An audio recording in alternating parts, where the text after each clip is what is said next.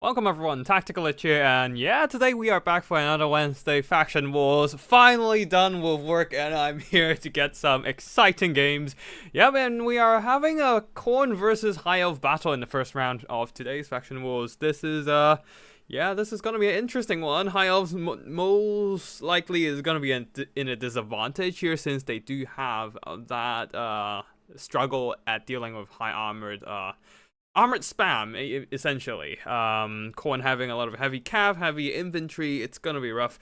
But let's see, Rite of Rohan perhaps can deal with this matchup since he is indeed a high elf main. But we shall see what happens here. And yeah, welcome back everyone. I know right now Cuban Boy is probably streaming new player tournament, but unfortunately both of us had a pretty busy schedule over the week, and the only good day for us during like the weekday to stream is literally Wednesday, so we are kind of in a competition for essentially the same time slot. But yeah, hopefully it's not too much of an issue. I mean, I did speak with him like when I moved my tournament early to 6 o'clock, and was like, hey, are you okay with clashing streams and shit? And he was like, yeah, it's fine. So yeah, it's yeah, I think it's alright. It's not like, especially both of our events are targeted at different player base, right? Like the new player tournaments are specifically for Red Ogres on Human Boy server, and here we are. This for fun tournament is more likely to attract players that are non-new players. So yeah, I mean, people who are playing in this tournament are very unlikely to be able to join the new player tournament, so I think that's fine, I think. Yeah, anyways, yeah, that's basically what's going to be happening from now on. I'll be streaming at 6 o'clock British time. It might change because of summertime and all that by like an hour, but most likely I'll be streaming at 6 o'clock British time every Wednesday from now on. Alright, looks like both players are loading in, so I'm downing the screen blocker. Hey Nurgles PA, haven't seen you in a while in both tournaments and on stream, so hopefully you're gonna enjoy some fun tournament action today. What are you playing as today? Nurgles PA playing as Lizardman. That is kind of ironic, and Nurgles PA playing against Nurgle. That is the ultimate irony, really. But yeah, looks like we do have an army build. This is that Chaos Lord of Khorne. I haven't seen this guy in a while. Like, why? Wait, is that a War Shrine of Khorne? Who the fuck brings a War Shrine of Khorne? Bro, what the hell, man? Yeah, it's kind of shit for a War Shrine, providing not much other than weapon damage and melee attack boost. Yes, you can get extra melee attack and all that, but look at the small range. Like, look at such a small area of effect for the ability. It's like 35 meters only. It's yeah, it only covered like the width of 2 units basically, so it's shit. Also, the problem with Khorne is that they don't have the same kind of AoE damage as a lot of factions, so you can't quickly spam kills around a cultist War Shrine. So yeah, this thing is gonna struggle to charge for sure. It has frenzy, but what the fuck is the use of frenzy on a freaking War Shrine? Because anyways, for the rest of the army for Khorne, 4 units of Chaos Marauders and 3 Skull Crushers. One of them the Heralds of Khorne's Fury, Blood Crushers. These are Blood Crushers. I thought they were a regiment of renown. Skull Crusher. Never mind. Skull Crushers of Khorne. No, okay, never mind. 3 Skull Crushers. One of them the Knights of the Brazen Throne, and then there's also the Heralds of Khorne's Fury, Blood Crusher leading the army. A Chaos Lord of Khorne will fight or die. So a lot of melee attack buffs, and yeah, Cultists of Khorne. On the other side of the battlefield for the High Elf army, we have a front line of elite swordsmen. Swordmasters of Hoeth no doubt will be able to cleave apart those Marauder front line, and also some spears holding the flanks. A few units of archers, and they're gonna be quite deadly against the super large hitbox of the Cultists of Khorne. Protecting the backline are some War Lions. They're really good against Fury Disruption, so Fury will not be able to shut down the archers easily, but not that there are any archers, Furies in the front line.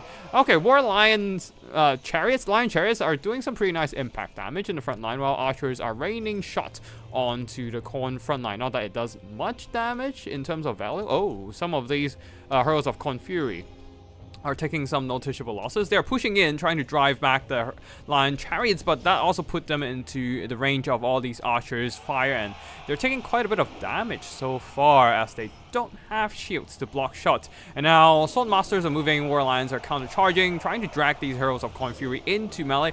Ooh, the Lion Chariot just plowed through 2 units of Marauders of Khorne, doing some really good damage. Since when are chariots good? What the fuck?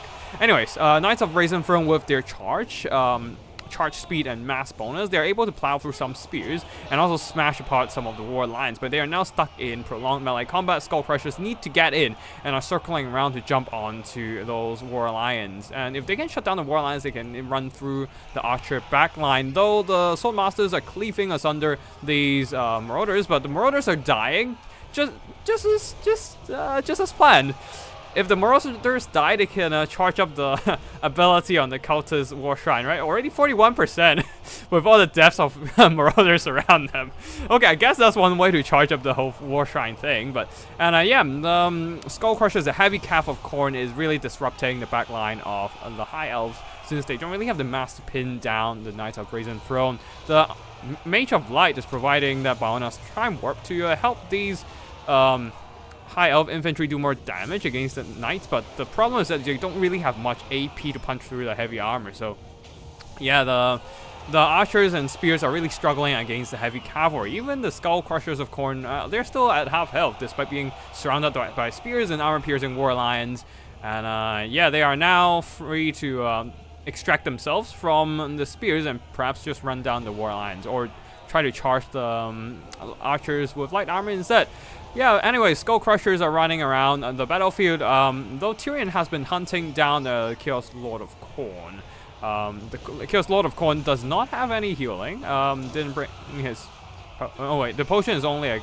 Anyways, doesn't matter, the Tyrion is just getting torn apart by these Skull Crushers, with Fight or Die boosting their melee attack to 85. Holy shit, I haven't seen Tyrion going down so fast! He's just surrounded and punched down by every single Skull Crusher and Juggernaut around him. Oh my fucking god, Tyrion just died in a matter of seconds. God, what is happening to him? That Fight or Die buff from... Oh, he just straight up shattered? Damn! Yeah, Tyrion is... Despite how elite he is, he's still no match to the Skull Crushers around him. Skull Crusher actually doing something in this battle. You wouldn't really expect that in anywhere, honestly. Spearmen right now surrounding the Cultists of Khorne, but that makes them vulnerable to rear charges from the Knights of Brazen Throne. Tyrion has been routed away, but he's shattered, but he's not killed. So the High Elves aren't exactly receiving any leadership penalties right now at this moment. But yeah, seems like with the mobility advantage, Khorne is securing a little bit of lead in terms of balance of power. They can take advantage of this and start running down the isolated element of the High Elf forces. And yeah, let's see. And yeah, it is just a matter of cycle charging until everything's dead on the High Elf side, I believe. Tyrion is not coming back, so yeah, the High Elves are not gonna get any leadership support other than from the mage, and Barona's Time Warp once again trying to boost up the melee attack of the High Elf troops, this time including the War Lions, helping them to do more effective damage against the armored cavalry. But alas, these are just some tattered War Lions. What can they do against such reckless blob of Khorne Heavy Cav? Now every time the Khorne Heavy Cav slams in, it's gonna do some great impact damage. The problem is there's still a lot of infantry left, especially some elite sword masters, so this is still gonna be rough for the tattered units of oh wow, shit, never mind. The tattered units of Khorne to grind through all this infantry. However, if they can break all these more expensive assets, like the Mage of Light and archers and all that, then they probably don't have to deal with the sword masters in the end. Sword masters, one of them has been dealt with. I think the other is still holding on for now, and there's a lot of spears, but yeah, one of them has been dealt with all the cycle charging. I might actually cast this game on my channel, just because I've never seen Tyrion going down so fast. Like, what even the fuck was that? Anyways, looks like that is it for... Oh shit, maybe I should build a Khorne melee attack stack army. But yeah, that is gonna be it for the High Elves, and Khorne actually pull out a surprisingly strong performance with these Skull Crushers 3k worth of damage value, and these Knights of Raisin Throne also doing some good value. These are heavy cav of Khorne, damn! With the Fight or Die buff really doing some heavy lifting here. After all, it cost them like 2/3 of the army in just these 4 units of cavalry. But yeah, really solid performance from these heavy cav. Holy shit, it's 2 silver chevrons just from charging down Tyrion. Oh god. Poor Tyrion. Like, he was not able to accomplish much other than hacking down a bit of health from the Chaos Lord of Khorne. Nice cycle charging from the Lion Chariots at the beginning, but alas, that's about it. Oh boy. This is a pretty nasty Lord Snipe from all those Skull Crushers. Yep, GG to both players. Looks like I'm gonna be playing against Scarbrand next, and I'll be pulling up my Chaos Dwarf build. But let me just check. Let me just save the replay of Skull Crushers OP. Alright, cool.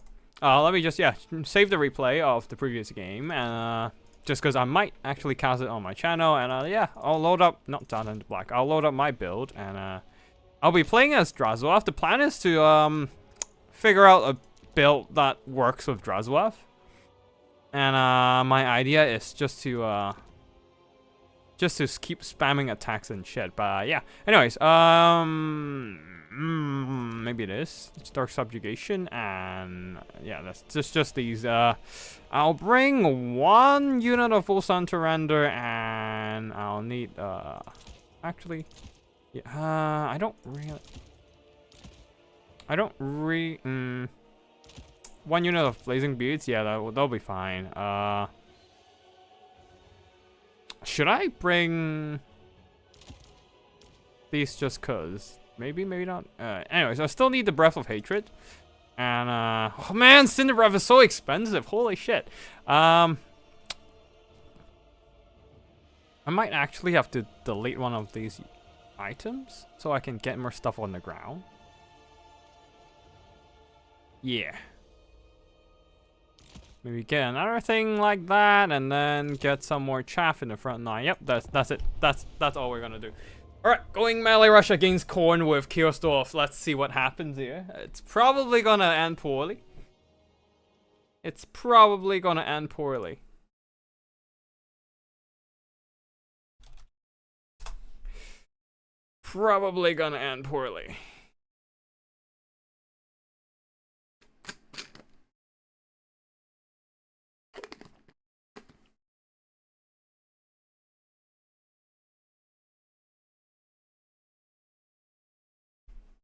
Alright, let's see. Other than Rider of Rohan and Garbrandt done the game, Hayseed finished his game against Ray, so he'll be waiting for us in the semifinals, or waiting for Scarbrand in the semifinals.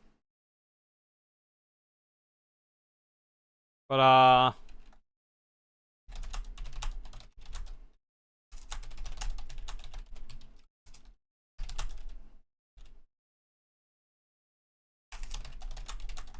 oh, looks like we didn't change maps, whatever. I don't really care. Wait, no. Flats of keys left? Yeah, I don't think we changed. I don't think we have the right maps, but whatever, man. I don't really care. Excuse me. Saliva going down the wrong pipe. Damn. Yeah. Anyways, yeah, we are going in with our Dwarf melee build and see what happens against against Khorne. This is probably gonna end poorly, but we shall see what happens.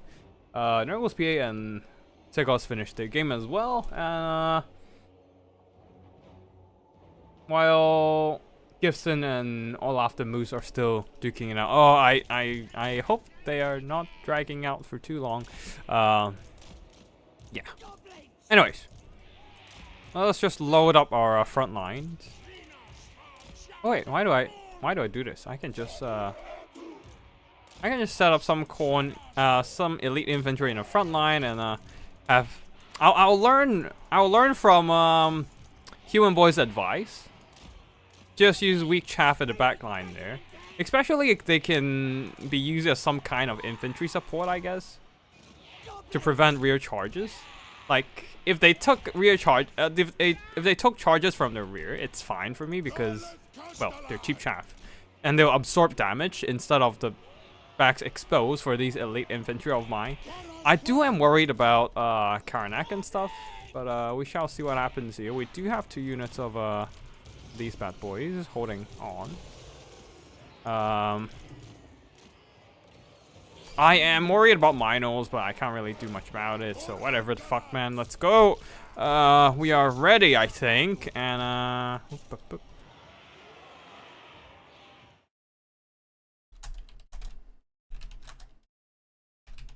good luck, have fun to my opponent. Alright, let's go. Alright. That's a long line of Skull Crushers. It's literally the same build, isn't it? Ah, it is. It is. Alright. There is no Rampage on the field, which is fine for me, I guess. But there's also nothing to... Yikes, there's nothing to explode. Goddamn.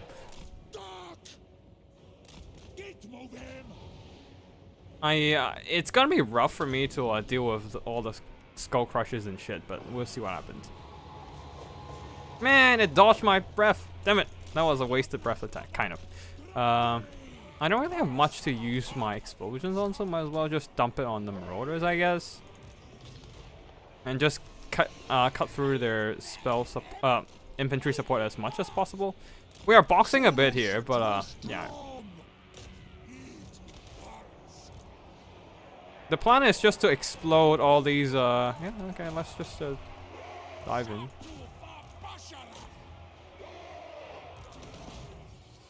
Alright, alright, cool,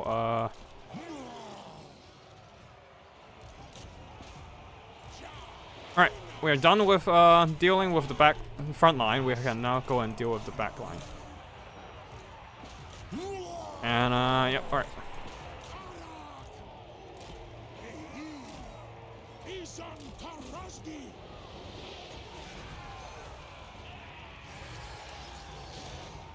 Alright, my opponent is trying to,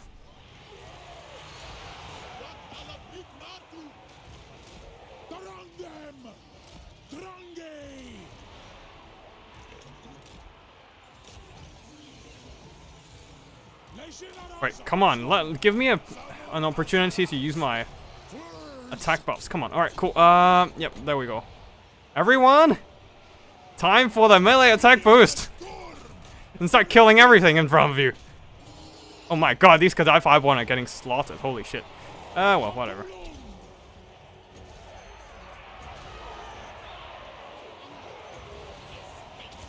Alright, everyone getting that extra damage boost, and then... Oh my god, everything over here is just dying straight up. It's fine, they'll hold the line. Alright, we deleted one of the Skull Crushers.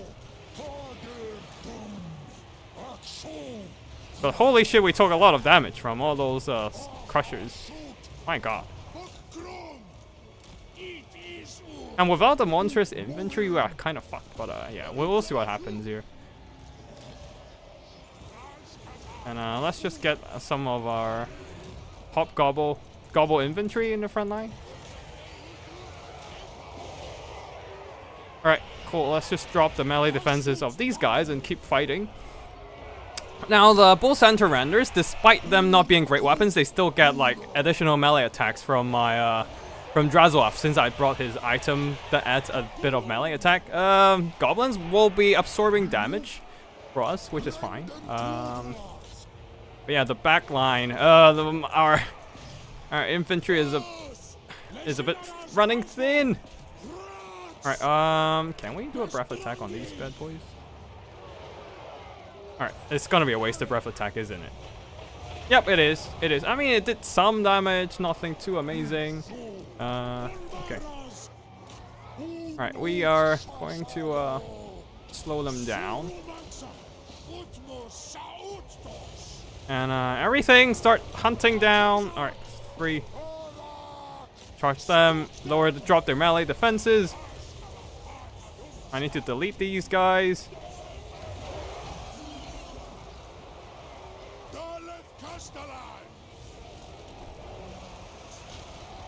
All right, cool. We are deleting everything in melee combat. That's fine. That is fine. That is fine. How many? Well, we can get the melee. All right, cool. Everyone, go in and kill them.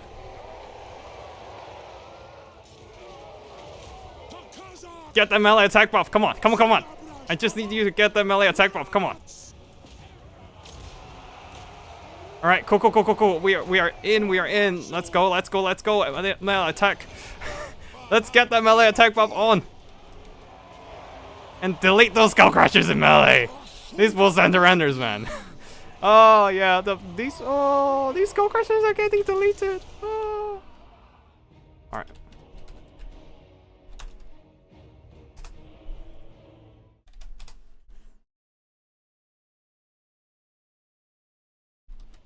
A little bit of a, I know it's a bit of a grindy box build, unfortunately. This is literally the Drazov build I was coming up with, kind of. Basically the idea is to get the Castellans. Yeah, Scarbrand was very brave at bringing the Crusher box build. Like, Crusher spam build. It's gonna be rough into Kiostorf, I feel like. I mean, if I bring, like, missile troops, that would be easier for him to just run down my backline and all that, but boxes is gonna be hard here for, Crushers. Especially, I can just delete those Crushers with those melee attack buffs. Like, every time I drop, like, the subjugation in and nuke the melee defenses with the Skull Crushers and stuff, they just take a ton of damage. Oh, there's a Blood Shrine of Corn.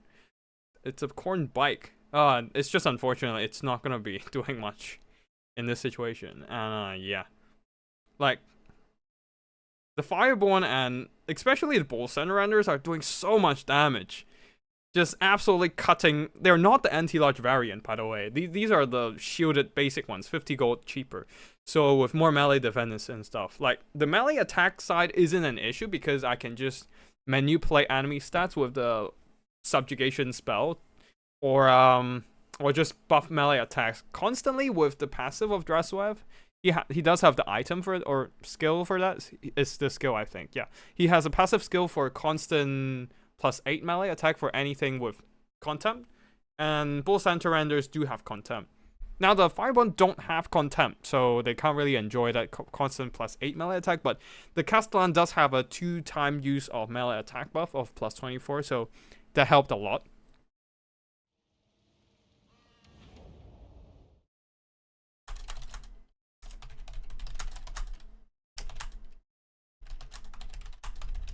Anyways, that means we are moving on to the next stage, which should be fighting against Hayseed.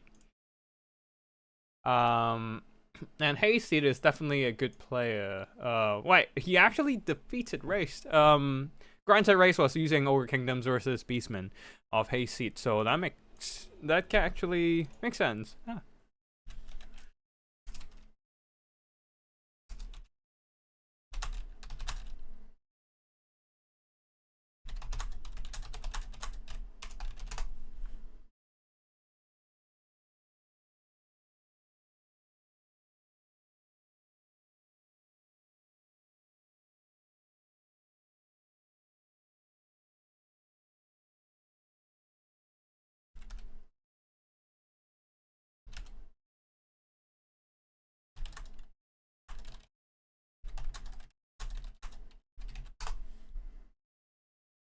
This is weird. Okay, never mind. Uh.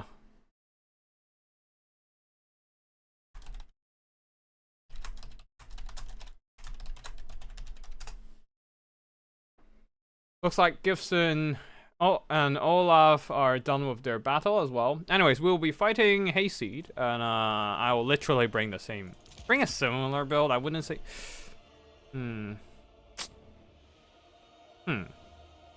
I'm worried about Minotaur spam. Yeah, fuck it. I'll just bring another of these, and then should I bring some? Should I bring some range? No, range units are just gonna. I'm worried about. What I'm worried about are.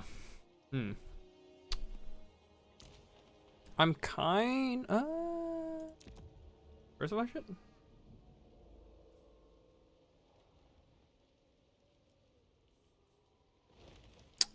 Okay, I'm kind of worried about Santiago spam.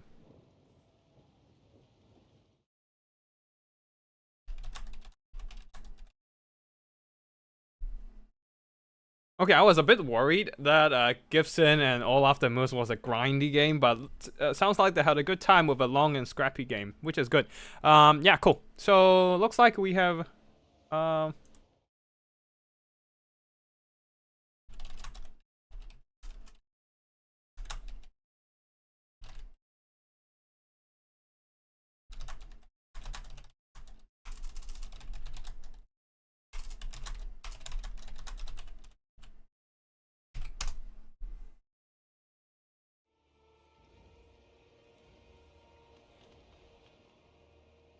Alright, cool. Anyways, we should focus on our army builds now. Looks like things are proceeding pretty smoothly in the background, while we are still gonna be Killstone, one of the worst faction in the meta against one of the best factions in the meta. This is a bit fucked. I guess we can afford like 1 unit of blunderbusses. I don't know what is it gonna do though. Especially when we won't have anything to protect our backlines. It's not like we can just counteract Mino spam in the front line either. You know what? I'll just bring a blunderbuss. I don't like the problem with Chaos Dwarf is that their units are so expensive, and yeah, you can't really do much about it either. Oh wait, no, I need a train. I need a train unit. That is what I need. Yeah, I'll just bring an Iron Demon in the front line. Oh, all right, cool. We're done.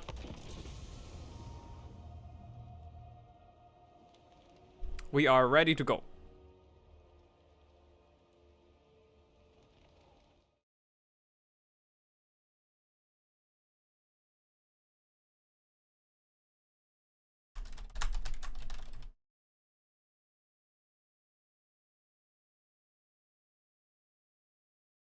Oh shit, I didn't for whatever reason my chat didn't update, so I missed out a lot of I missed out all the chat from first game. Tactical, you want to suffer the fate of getting crushed? Yeah, no, that was all the way from the first game of the stream. So no, I did not get crushed. Tyrion was absolutely slaughtered. I don't think I've ever seen him fall so much. Neither have I. Oh shit, I forgot to yeah.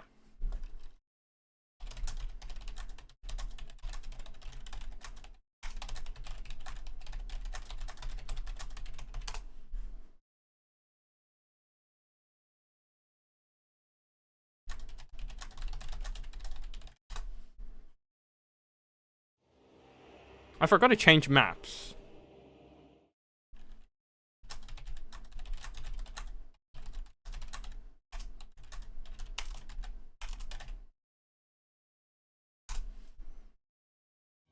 I forgot to change my map, so we might.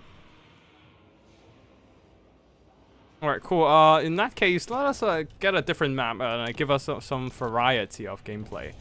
I forgot to change map. We should be playing on Cliff of Beast right now, and let's not. Anyways, I won't be changing my build at all. I'm just changing the map. All right. Yep. Cool.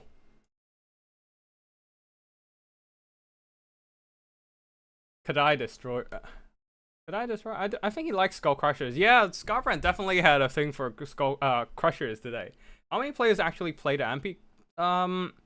So there's been a bunch of people playing MP on the side, like, but people who actively play in these kind of events are like active people in like a community, which is not a lot. So maybe somewhere in the hundreds, yes. But there's been more people playing like outside of the community for sure. I don't know exact numbers. It's also definitely, yeah, it's just like Hasty said, it's definitely a minority here. Yeah.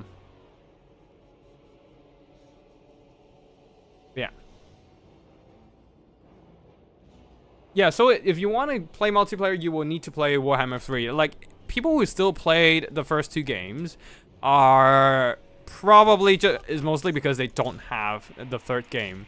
And people who actively play multiplayer, especially with like balance creep, power creeps and all that, people who play multiplayer are more likely to just get all the DLCs and all that, just to have all the tools. There are certainly some people who don't do that, but that is definitely for the people who play, at least like in these events and stuff, they usually have everything just to have more variety of gameplay, I guess. It's like the DLCs are basically like paid game season passes and shit like that, where you get new tools and to deal with enemy as well. Like, the less DLC you have, the more disadvantage you are because you have less tools to deal with enemies and stuff. Especially when usually the stronger tools comes in the form of DLCs, right? So yeah. Anyways, damn,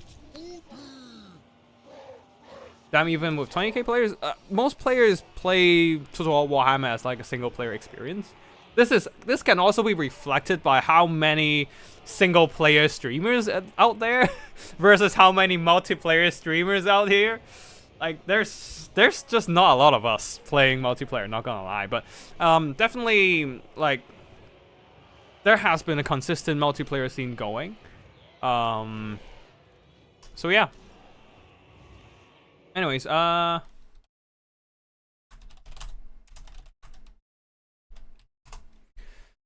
we are ready, and we are boxing again. Again, I'm just trying out this build, which is supposed to be a pretty good melee rush build I designed, supposedly. I used to try like I tried not using Infernal Iron Sworn before, but I feel like Infernal Iron Sworn is really literally the best unit of the entire...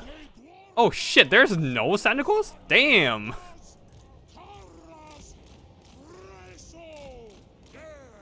This player is very... Hasty is going spicy. Although, that's a lot of besticles. So, let's see what happens here. Oh, Flock of Doom. Oh, the damage! Ouch! The damage, it hurts. It hurts so much. The beauty of Flock of Doom against blobbing. I guess I'll have to separate my units a bit. Thankfully, these are not exactly the most cost-efficient target to... Yeah, let's just breath attack some of them.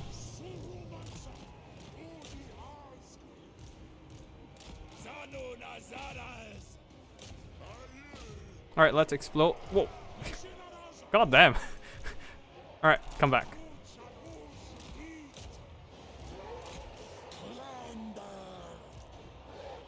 Alright, come back.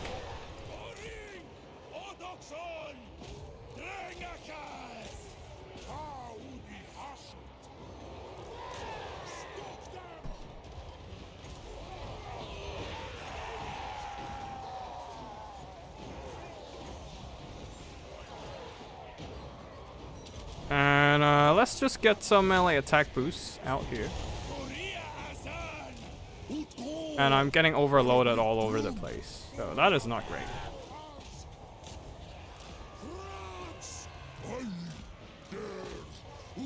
Oh wow, that's a lot of stuff all over the place. Man, what the fuck?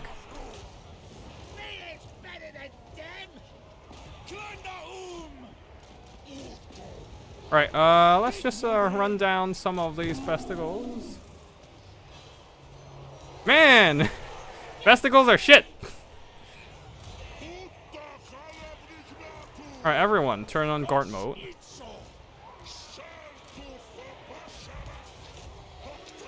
Alright, okay, we are routing some stuff all over the place.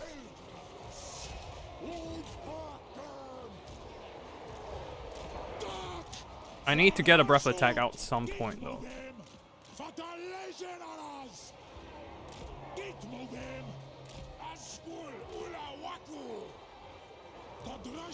Come on, get off the ground.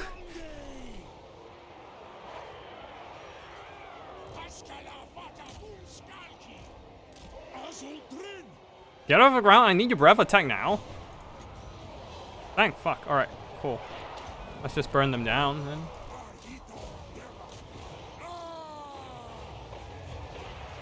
Alright, let's go.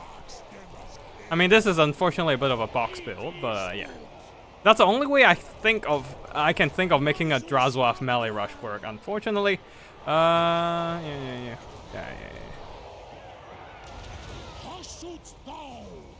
Alright, let's drop down with Drazwav a bit. Oh, Brazen Beards are still pretty decent in terms of health. Let's just chuck some explosions then. Alright, let's go and fight the Gorbul.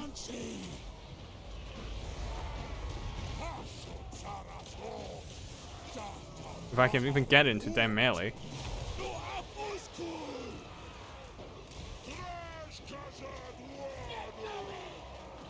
Come on! Aren't even fuck, fine. Shoot. Shoot, motherfucker! Oh, looks like we are faltering, unfortunately. That's very unfortunate.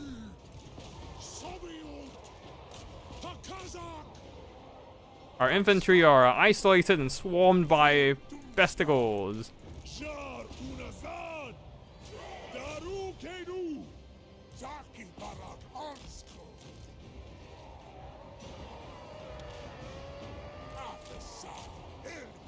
Alright, can we get a real charge from these guys? And I don't know what to do with the Gorbul.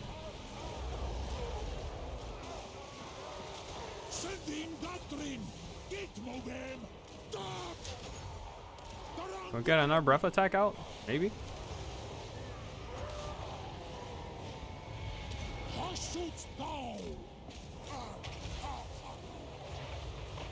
Alright, toast them pretty nicely.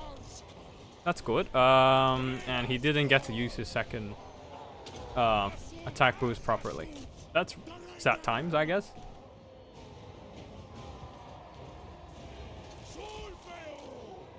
Alright, yeah, we are getting some attack boost here, but we are doing a little bit of a single entity blobbing, which is not much we can do at this stage of battle. Our bull center enders are kind of dead. Yeah.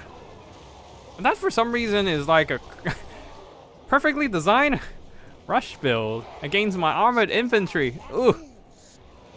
Maybe I should start mixing up my builds from now on. Nah, just kidding. I'm still gonna spam the same old build all over the place. So, yeah. Oh shit! Drazwav is beating the shit out of the Gorbul.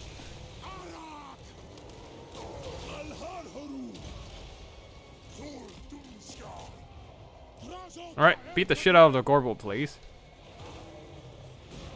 And Inferno Answan are still holding. Somehow.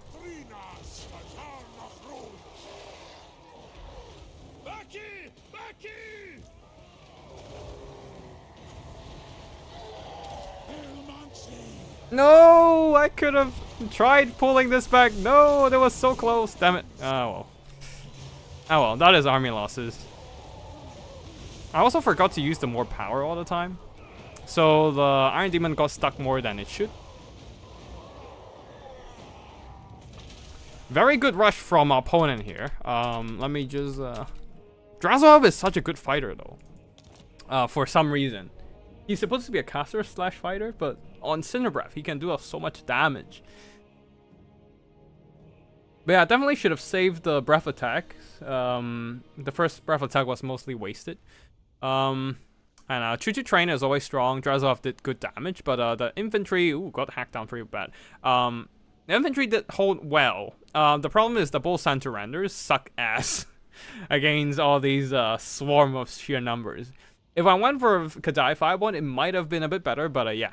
Very nice rush from the... Oh, Basticles are shit.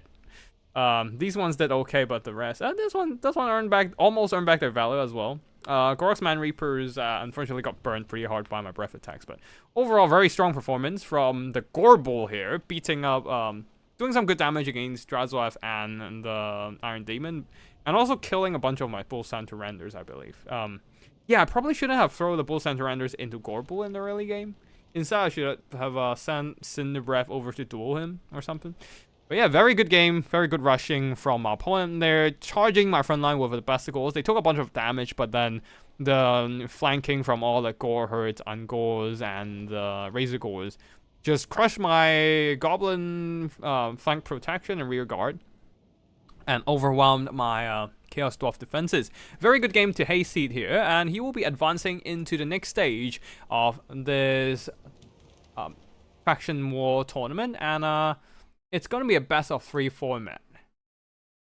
Oh, looks like Segos and Gibson are done with their game as well. So it is going to be Hayseed versus Segos in the tournament finals.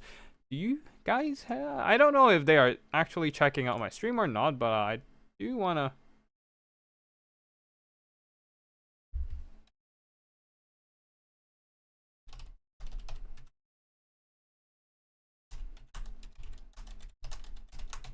I do need a spectator slot here. And to check out their games.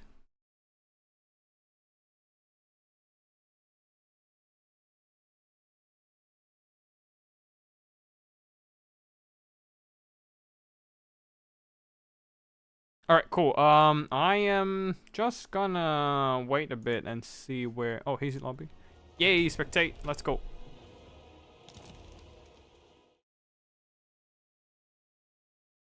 Alright, Hayseed is up with his lobby. I am just gonna load up the scoreboard as well.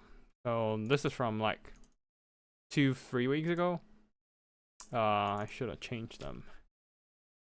On the left we have Sigils, and on the right we have Hayseed. So we wait.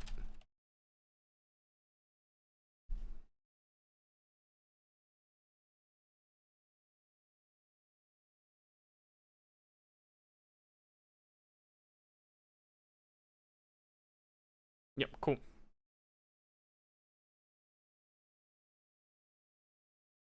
Now we wait for Sigils to show up then.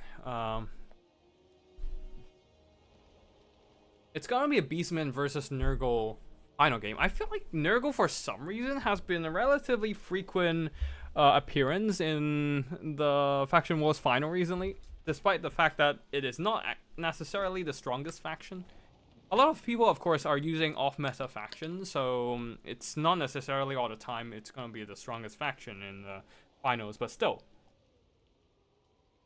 Nurgle, I think this is the second time in the span of a month, Nurgle appearing in the finals, so it is quite interesting. Either ways, we are banning Nurgle and Beastman next week, looks like. And yeah, let's see how this game plays out. And yeah. Oh wait.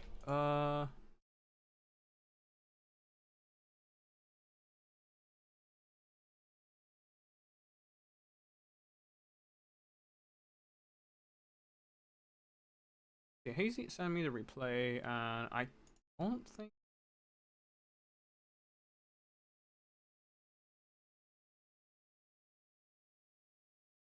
Alright, cool.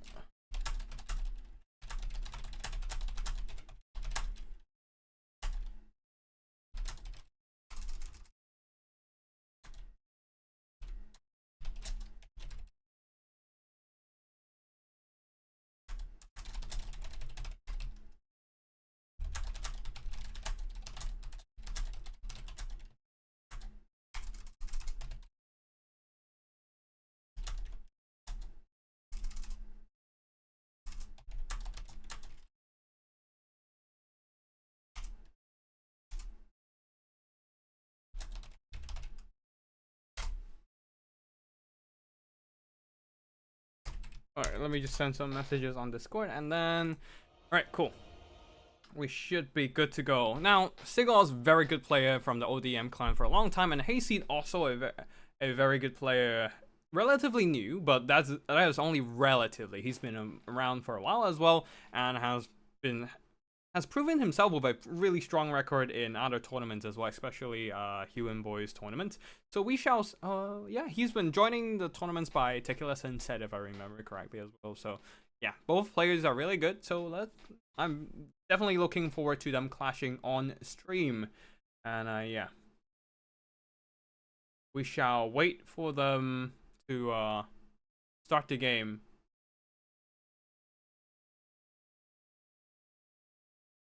Warhammer 3 is more popular, but Warhammer 1 and 2 won't be that soon, simply because how the DLC works. Yeah, people will still be buying Warhammer 1 and 2. And also because some players are just probably not going to buy Warhammer 3 and just keep playing Warhammer 1 and 2 for what they have. Like, people who are definitely fans of the series will just buy everything.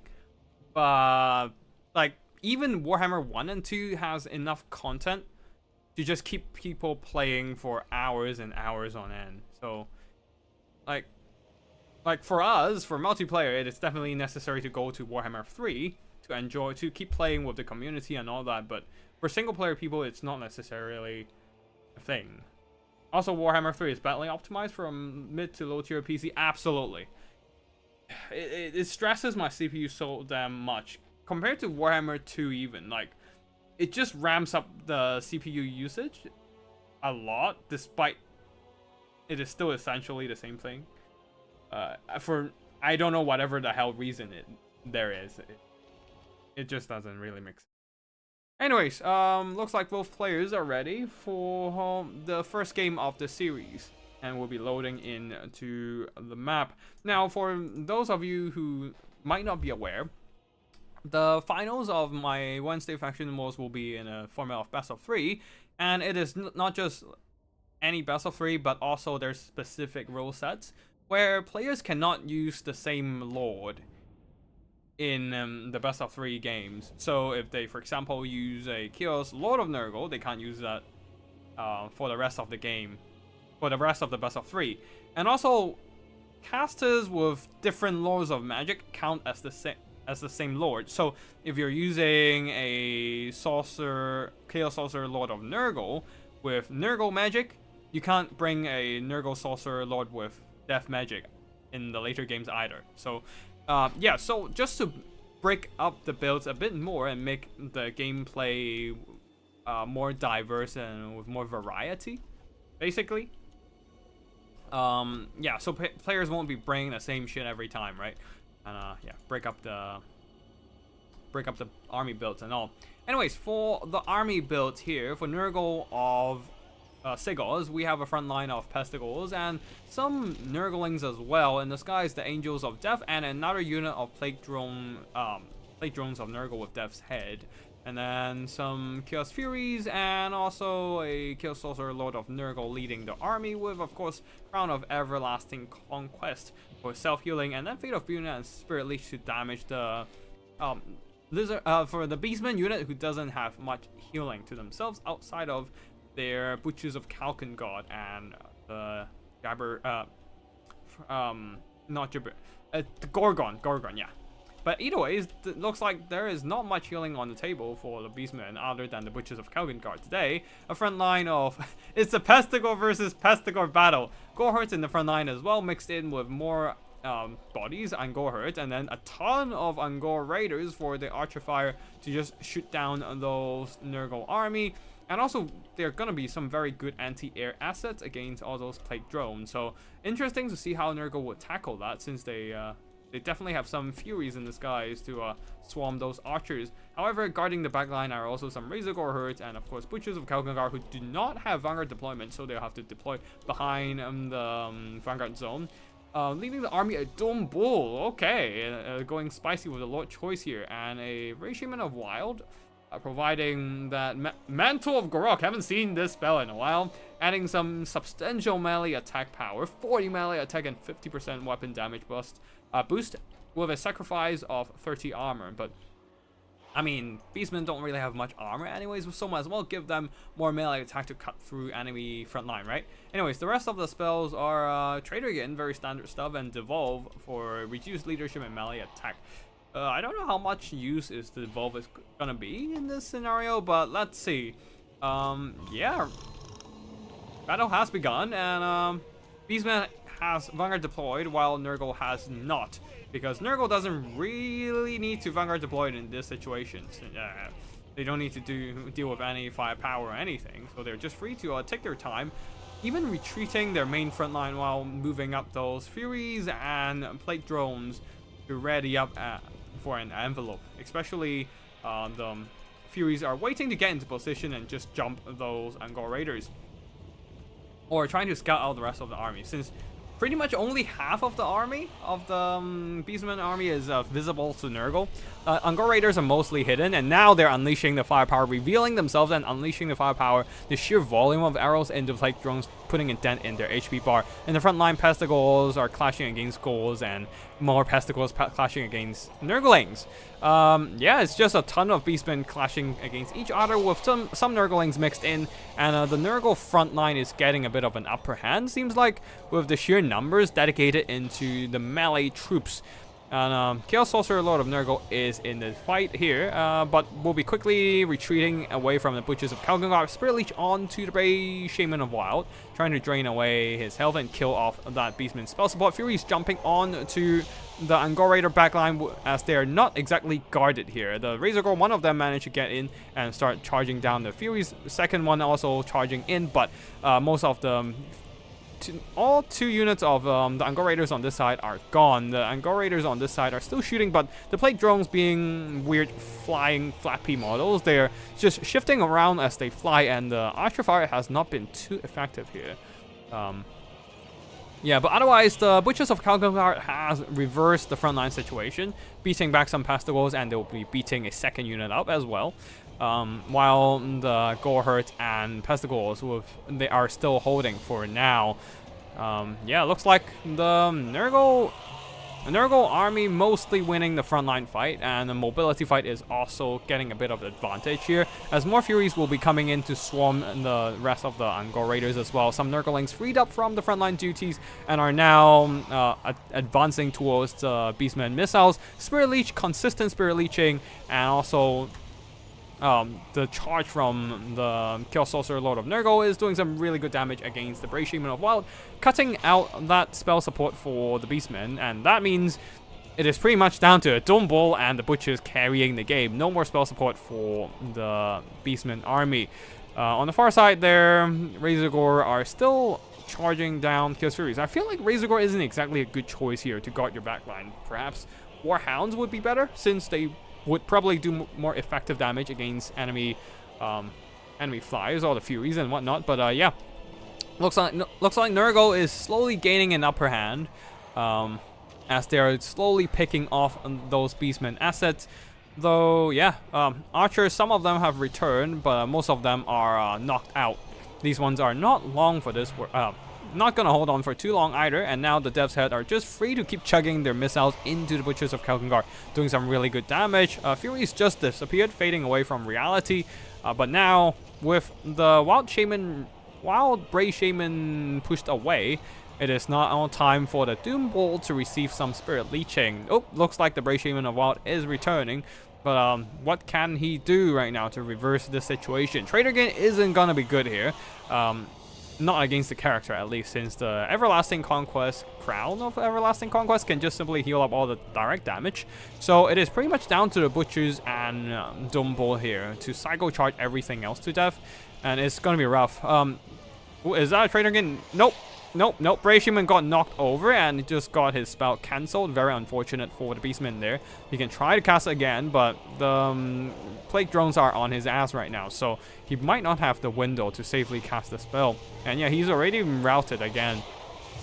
Now over here, Butchers are getting some success, pushing, running over those enemy infantry with the help of the Doom Bull, but how long can they keep this up, as the Dev's Head are taking a toll on the Butcher's HP bar, while the Dumbo also eating all those Spirit Leeches. Now, they are trying to push back the Chaos Sorcerer Lord of Nurgle of Death. But yeah, things are not looking too great, as the Nurgle Sorcerer Lords can simply just run off. And the Minotaurs don't have enough speed to catch up with horses and whatnot. So over here, Pestigors are coming over to duke it out with the Ungor Spears, who were quite even in combat against Nurglings. But now with the Plague Drones swarming their rear, yep, nope, these guys are dead soon. Yeah. Looks like it is pretty much over for Nurgle.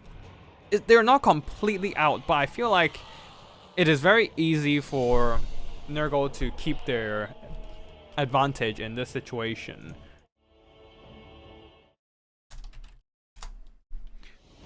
And yeah, looks like the Ungor Spears are gone, and Nurgle do have that mobility advantage here, having those Plague Drones and Furies on the field, while the Beastmen Razorgors are all but finished. Alright, cool.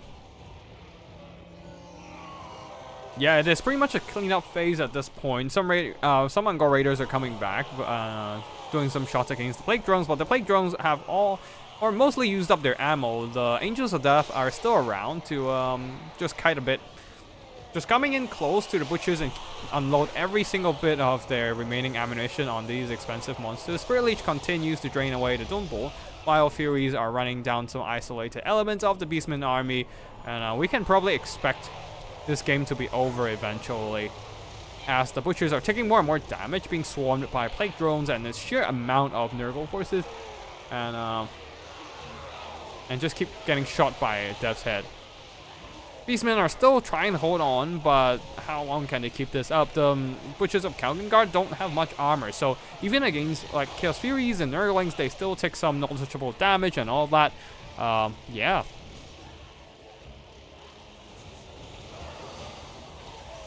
And it is just the Dumbo and Butchers being cleaned up by Death's Head at this point. And maybe a bit of Psycho Charging, especially Angels of Death being like a regiment of renown, right? Having 45 attack and defense, it's pretty good melee stats. Butchers of Kalgengard no doubt still have better melee stats in general, but the Angels of Death are just that much healthier. And Fecundity here, coming in to heal up those Nurgle units. Oh boy, yeah, no. That is gonna be the end of this first battle. With Sigos securing the first victory in this best of 3. Now, can Hayseed make a comeback with his Beastman army, or will Sigos continue to establish his dominance with the Nurgle? We shall see, but of course, Nurgle, now having one of their strongest lord out of commission, the Chaos Sorcerer Lord of Nurgle will no longer be able to be brought into the best of 3.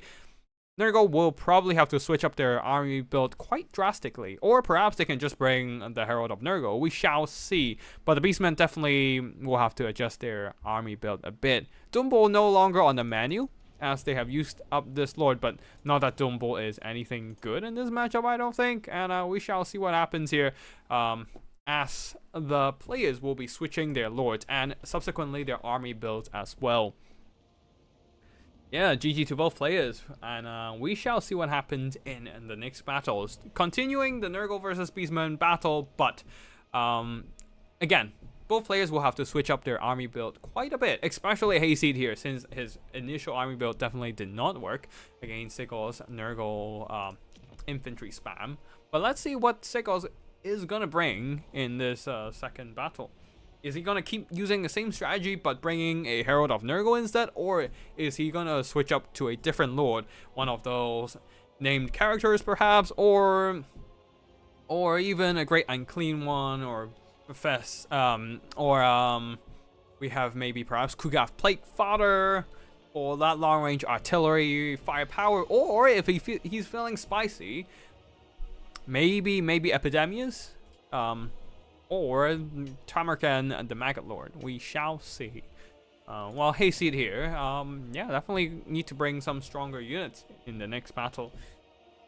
maybe perhaps he will finally bring Senegals, or maybe Hayseed simply do not have the maybe perhaps Hayseed simply do not have the Shadows of Change DLC and can't bring any Xantagor unit. Maybe, who knows? But seems like Hayseed has been very adamant in the past, in the battle we fight against him, and in the first battle of the best of 3 to not bring Xantagors.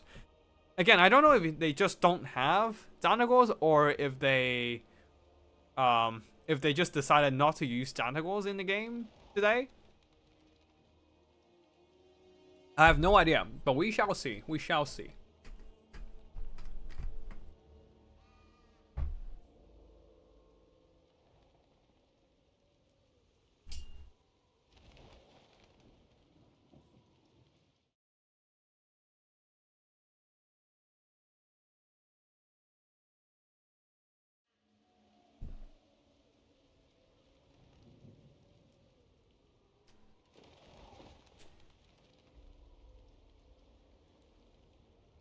All right.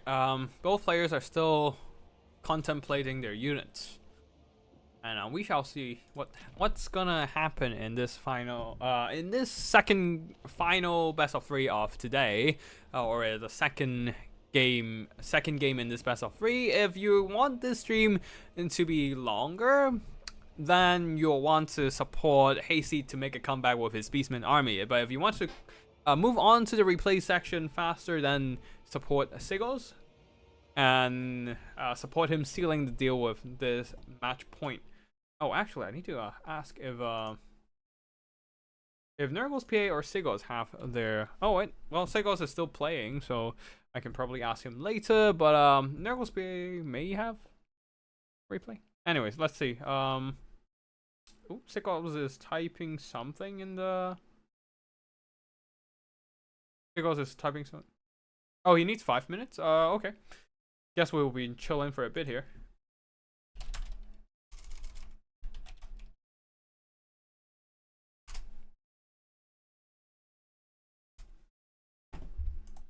Yeah, we'll be waiting for a bit here. I think they might be in they might have some IRL stuff happening. Okay, so cool. I'm just gonna download the replays. Looks like we have some pretty fun games.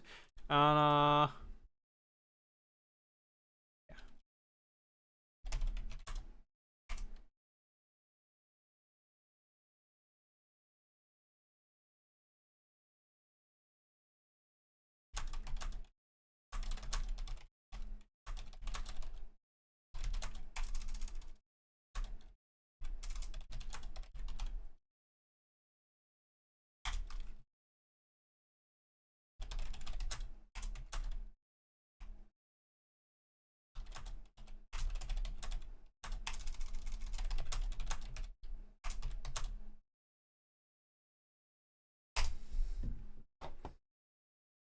Alright, cool. We will be waiting for a bit here. Yeah, memed a little close to the sun in the spirit of the 20. Well, Nergs went more meta. Yeah. I mean, in this for a fun tournament, I basically the principle of this tournament is that I wouldn't ask players to bring meme builds, since this is not a themed tournament, and it's really hard to define the line between casual but still decent build versus meta build. So it's I don't feel like it's fair to ask people to bring meme builds in this tournament, simply because everyone has a different definition of memes. Maybe some people think that a few meme units plus a meta build is memey enough, or some people feels like you need to go full meme. So it's in this kind of like non-meme tournament. It's for fun, casual tournament, but it still isn't a specific meme tournament. It's really hard to define what is meme and what is not meme, and that's why I would not ask players to bring like a fully to bring meme builds.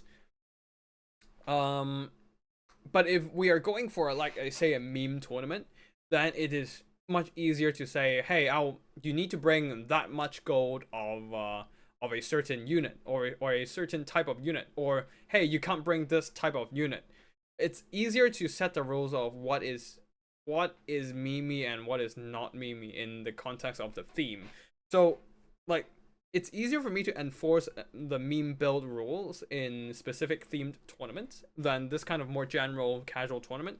So, which is why I wouldn't ask people to bring meme builds in. I mean, I used to, but obviously it didn't work out. So I no longer ask people to bring meme builds in this kind of casual midweek Wednesday faction wars. Yeah. Hey, see, I know. He dropped a message on the Night Crew channel as well. But yeah, basically, what I don't ask players to bring meme builds on this tournament, but I did specify that this is casual and for fun. So if anyone tries to like grind it out with extreme kiting strategies, then I'll still issue warnings or maybe even bans if they are a repeated offender. No way to enforce meme or for fun except to ban everyone who doesn't understand. yeah, that's how you end up with no one playing in your events, right? So no, I'm I ain't gonna do that. But yeah, no, I am planning to do specific meme themed tournaments in maybe next week or maybe the week after, basically somewhere in October, because we are in October, right? So yeah. Oh, actually, we can do a spooky tournament before Halloween. Wait, when's Halloween actually? Is it on Wednesday? I need to check the calendar. It is right before. It is right after. Okay, nice.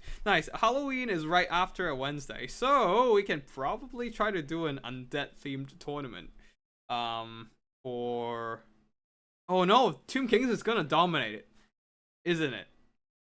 Tomb Kings is gonna dominate it. No. No. 90% of players understand for fun tournament. Yeah, I think that, that is definitely the case here. Which is so far I don't need to issue any warnings other than that one time. I'm not gonna specify or name anything here, but playing Nurgle is a meme in first place. Yeah, that's true. Nurgle isn't exactly a strong faction right now, but I mean, I'm playing Chaos Dwarf, so I'm also kind of memey. But yeah. So yeah, so far I don't really have to enforce any of that for fun warning or ban stuff so far, which is nice. Like for fun, in terms of gameplay, is easier to define than for fun in terms of meme builds. So I'm just not gonna enforce meme builds in terms of army builds. I'm just gonna, in a usual Wednesday faction war, I'm just gonna look at oh, it looks like Sigos is back. Alright, cool. I'm just gonna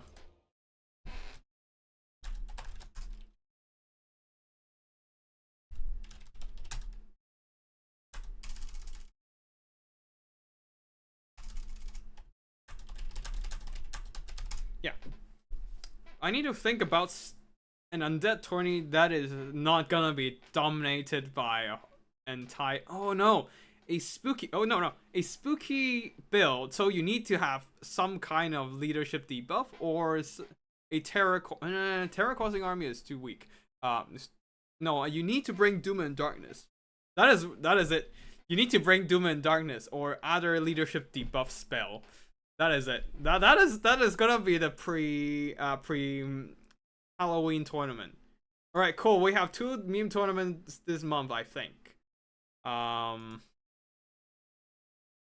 You can definitely play Sweaty Tryhard with the F tier factions and easy win against S tier faction meme builds.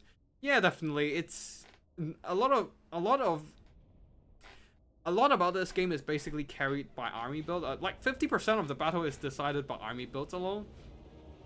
And a shitty build can rarely win against a strong build unless for some reason that shitty build naturally counters the meta build. But yeah, this whole, like 50% of the battle is basically decided by builds alone, so it's very hard to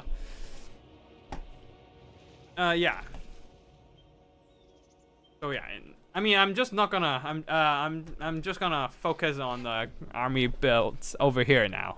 Now that we're loading into, we have loaded onto the battlefield for the Nurgle army, a front line of Marauders of Nurgle, backed up by some Plogers, led by the King of Ploger himself, or not exactly a Ploger, but more a parasite, Tamarkin, the Maggot Lord. And he is supported by a Chaos Saucer of Nurgle here, with only Fecundity for healing. No, not Fecundity, Fleshy Abundance for healing. In this guise, once again, Angels of Decay with 4 units of Chaos Furies to disrupt enemy archers. And yeah, that's it for the Nurgle army build. Going rather heavy on the monsters today, huh?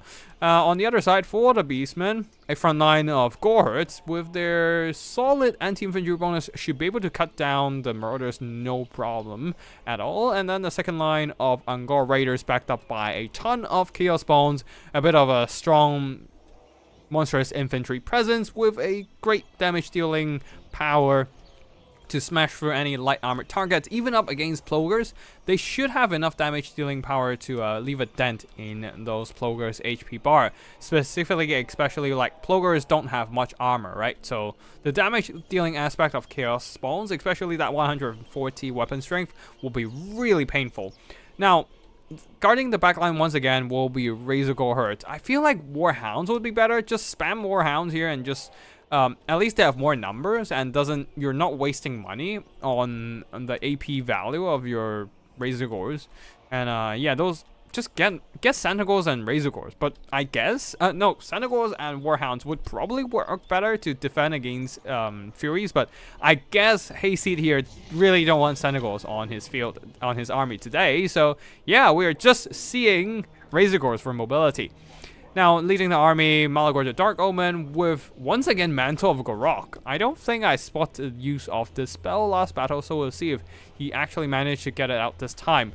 In the forest, there are some Razor Gorehurts here. Probably just gonna get swarmed by Furies and die. A horrible, horrible, stinky death. Hayseed being a champ for sure. Yeah, bring a lot of bacon today. A lot of pointy bacon, since they are Razor Gore, right? Anyways, Plogers are moving up alongside those Marauders of Nurgle. Gorehurts countercharging the Marauders of Nurgle and should be able to do some good damage, though the Plogers are countercharging. Now the Chaos Spawns needs to really engage and start beating up, countercharging those Plogers, as the Gorehurts are taking quite a bit of damage from the Ploger charge. After all, they're still Ogres, so they do have that Ogre charge, but it doesn't really do much against non-brace defenders anyway. So anyways, now the Chaos Spawns are moving in. With their Unbreakable trait, they should be able to hold the front line for a while. Unless they're getting swarmed by sheer numbers of enemies. But yeah, that's a lot of Chaos Spawns. And they're just jumping into engagements where actual monstrous support is needed. And but unfortunately, the Razor Gores are getting picked off by...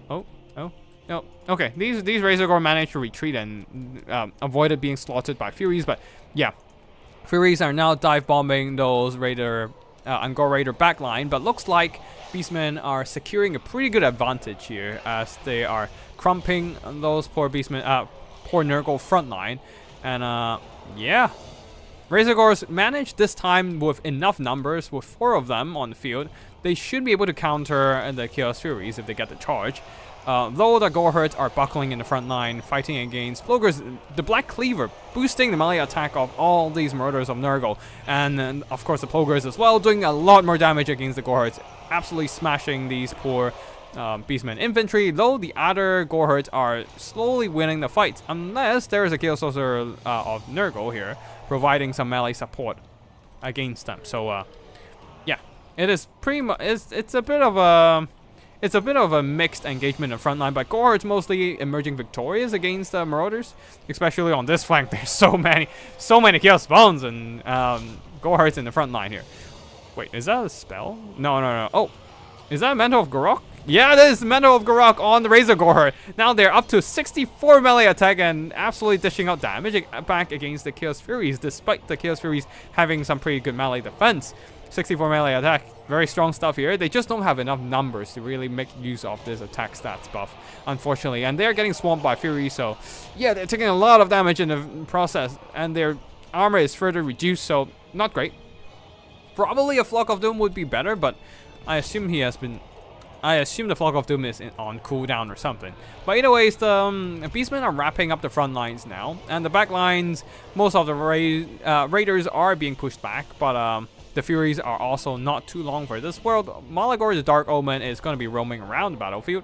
Just avoiding any melee combat in general. And, well, not really avoiding melee combat, but reinforcing fights where he does have support. So if he can drop down to the Plogers and just fight in the mix of a bunch of Gorehurts and Chaos Spawn, that would be very nice. But right now he's getting surrounded by Furies, and that is not great for the Dark Omen.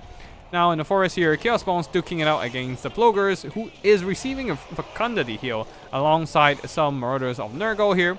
These Plogers are still very much healthy, over half health at least, and still have most of their models intact, so that healing is going to come in really handy here. But overall, it seems like the Beastmen are getting a bit of an advantage, being able to just beat down those Plogers, having sheer numbers advantage, trading more efficiently with Gorehurts into the enemy Marauders. Haven't seen Gorehurts in a while, and surprising how good they are in this matchup, at least. And yeah, because mostly you just see Ungor infantry as the front line, as chaff, and people bring Minotaurs and whatnot to reinforce. But over here, it seems like the Gorehurts anti-infantry bonus is really doing well against the enemy Furies, the Marauders, and all that. And now it is just a huge ball of Beastmen bodies with the Unbreakable spawns and then some Razor Gores in mix and a ton of Gore infantry rushing in, and that's probably gonna spell the end of the Nurgle army at this point. They still have some bonds of power presence because Tamarkin is still duking it out against enemy monsters, but he can't really fight through all that infantry. Oh god, what it's doing all the damage to the Chaos Spawns. Okay, probably Dev's Head. And also the Plogers are doing good damage with their anti-large bonus. The problem is that there are still so many Gore infantry. It's gonna be really rough, and they don't have the spell support. I don't think the spell support is still online, right? Yeah, the caster seems to be gone. Not that it matters anymore, because, okay, I guess he can, if the caster is still around, he can heal the Angels of Death, but, Angels of Decay, not the Death, but, yeah, it's not gonna matter too much with so many Beastmen bodies. Oh, no, it's the... Tickle's going off meta this time, too. Yep, definitely. Or he's not going out at all. Looks like Haze Seed might not be going out here. We have a bit of a lag spike. I might drop out in the next game and just let them play it in peace. And not cast it live, because obviously the internet is not doing well. Not sure on which end. It might be my end.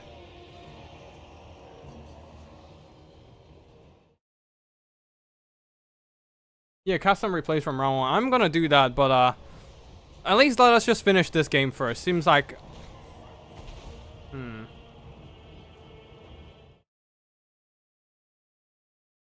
Yeah, I think my internet is slowing for some reason. I can't really change. That's weird. Okay, let's see if I can change some settings of stuff in the background. And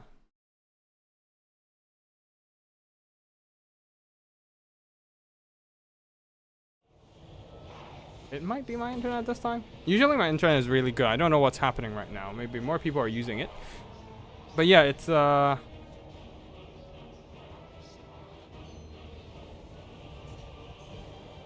mean, okay, let's see what happens here. Let's wait a bit.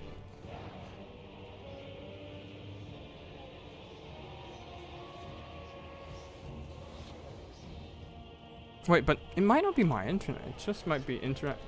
Okay, my internet is stabilizing a bit. Alright. Let's see. Oh, sorry. I need to just check stuff.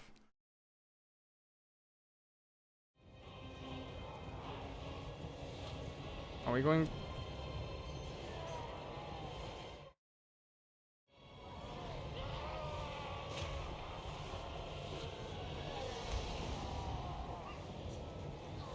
What the fuck? Let me just... Not sure what's happening. I think the internet is still fine though, actually. Because... I am still getting enough. No, yeah, the internet is still fine. I think the stream is still going fine. Just not sure what the fuck is happening right now.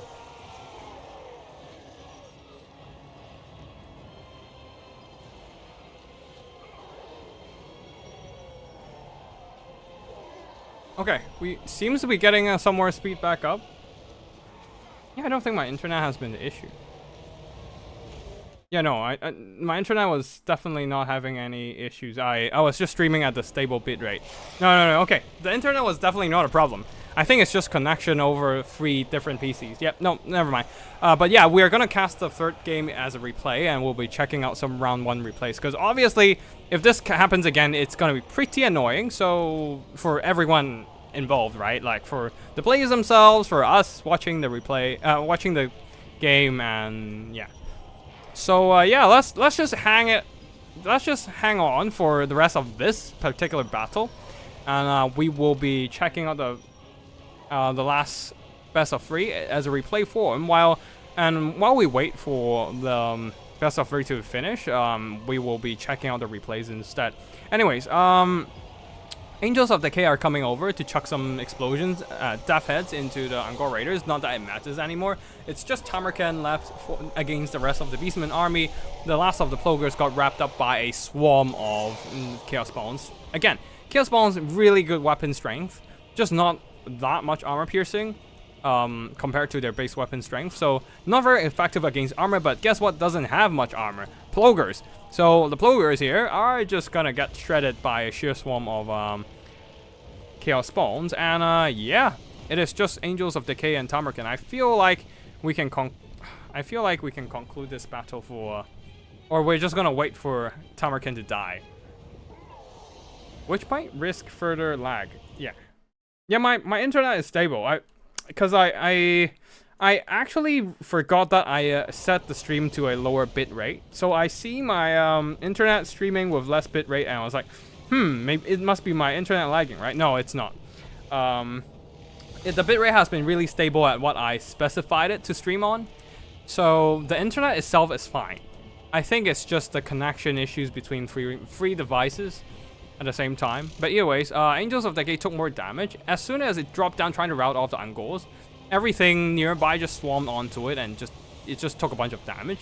And now it is approaching army losses as Tamarkan is getting low. Now army losses is hitting demonic instability onto the Angels of Decay, and it's just fading away from reality, leaving Tamarkan alone. And Tamarkan unbreakable though, he's just gonna fight to his death, being surrounded by a bunch of Chaos Bones. He, unfortunately, just like his Plogers, companions, doesn't have much armor. A little bit more than regular Plogers, but still not much, only 60. So, a bunch of spawns surrounding him. Yeah, he's just gonna go die or something. Yeah, he's just gonna die in the end. So, Segos is gonna throw in the towel for this second battle.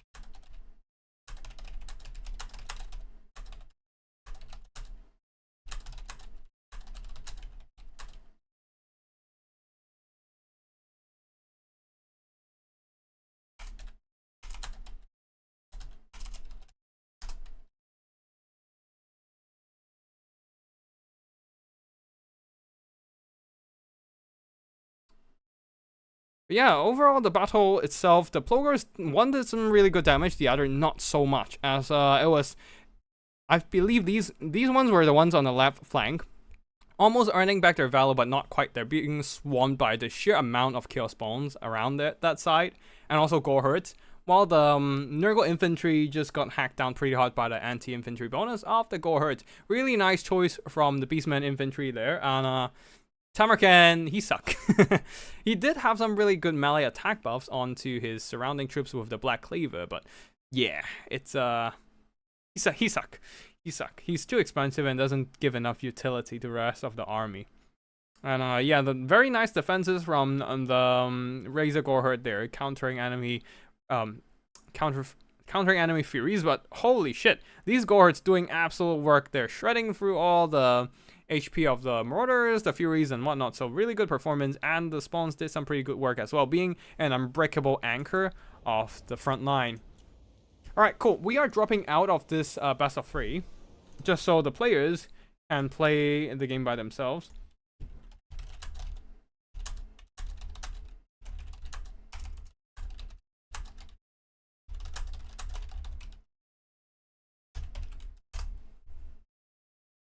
Alright, cool. Hopefully they will send us the replays after they're done, but at the meantime, we are just gonna check out replays.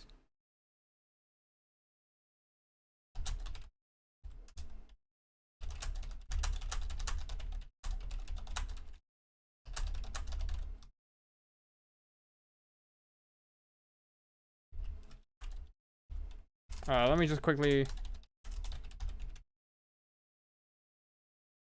Yep, let me just quickly load out of the game. Load out of...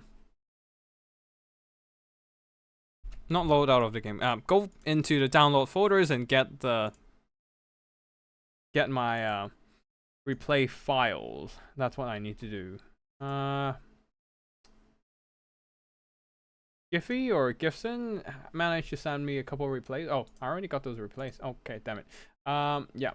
So Giphy's replay is there. I think I got Hayseed's replay from round 1 against Race, or round 2, depending on yeah, I think I just need... Okay, cool. Let me just get the replay slotted in. I don't think I have Nurgle's PA and Segor's replay in round 1.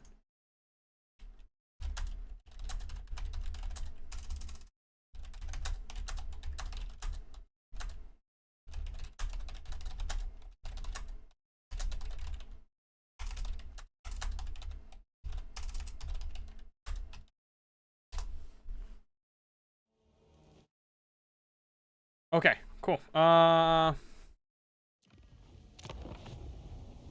we haven't moved the replay file into the... Wait, no, we did. Okay, check again. Yep, okay. We have Jiffy.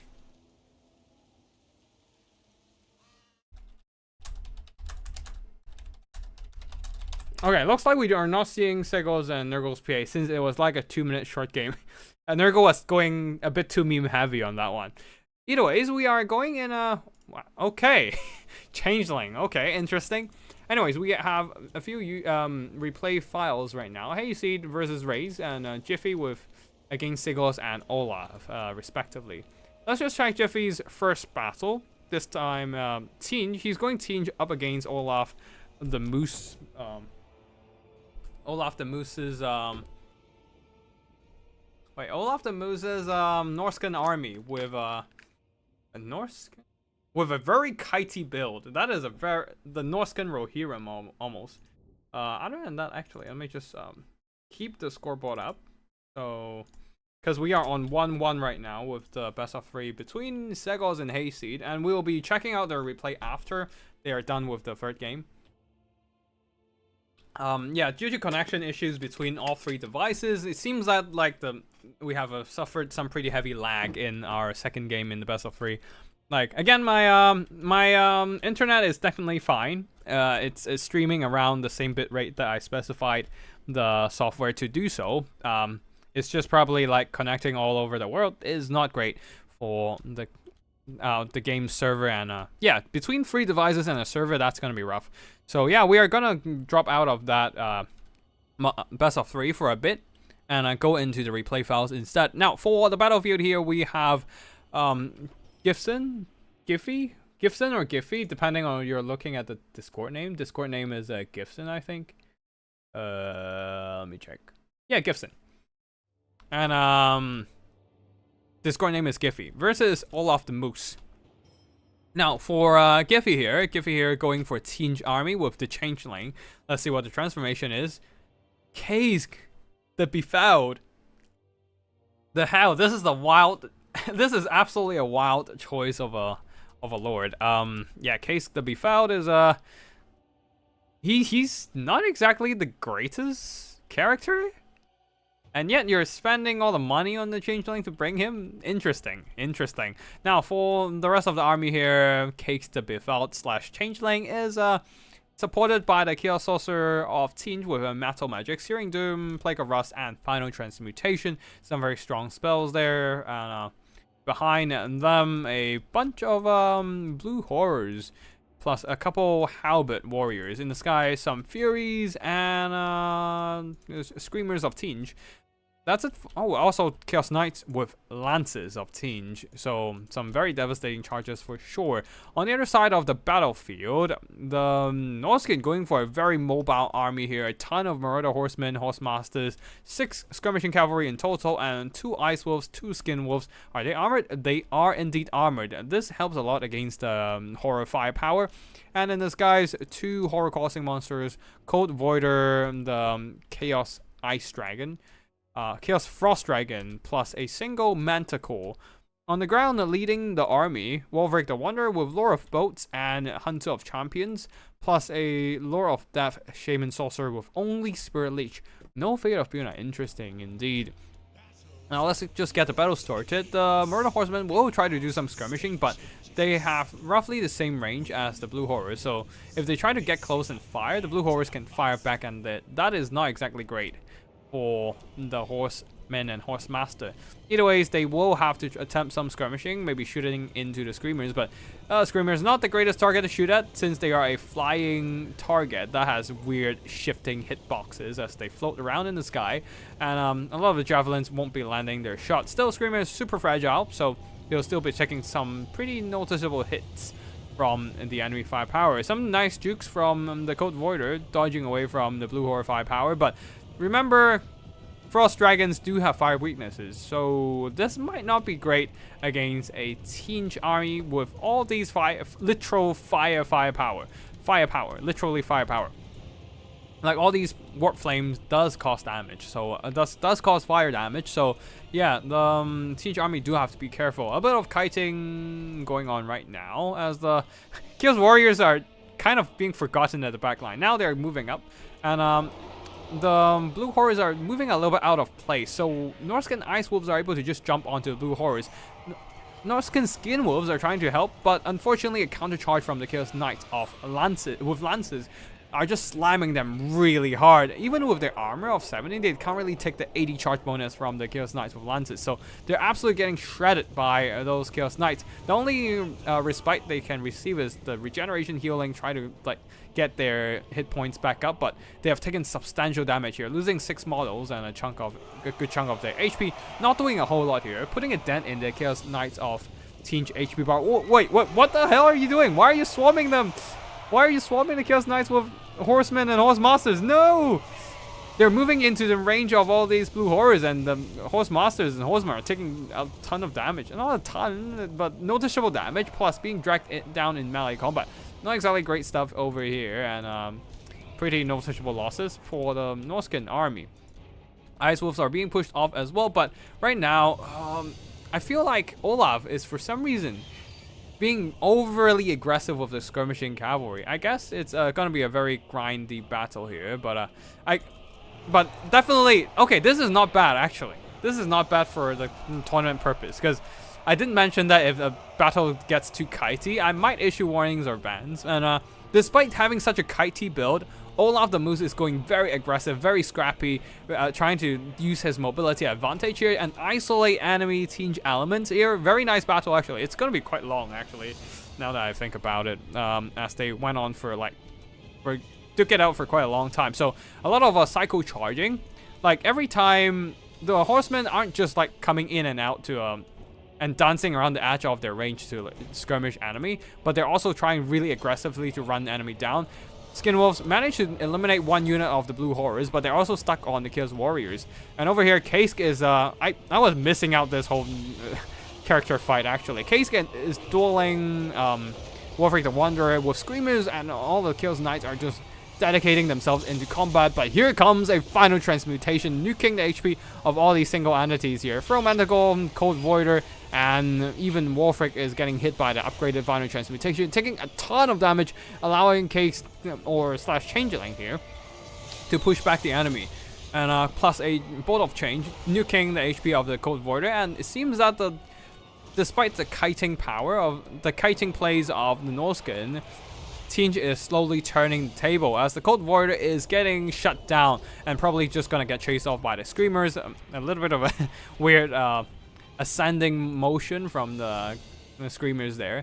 Manticore is being pushed off, and now the only thing that the Norskins can do is just keep kiting, shooting with the javelins and the spirit leeching, cake/changeling to death, and psycho charge with the skin wolves. But every time they psycho charge, they pay a heavy price here, as they don't have the armor piercing to punch through the heavy armor of the Chaos Knights. And the javelins are being thrown in and start doing some damage, but yeah, it's not very efficient against all the heavy armor. And Horseman continues to psycho charge, trying to work down those blue horrors. But blue horrors aren't too shabby in melee combat. Plus, with the reinforcement of the Chaos Knights with lances, these Marauder horses are paying a dear price with every charge.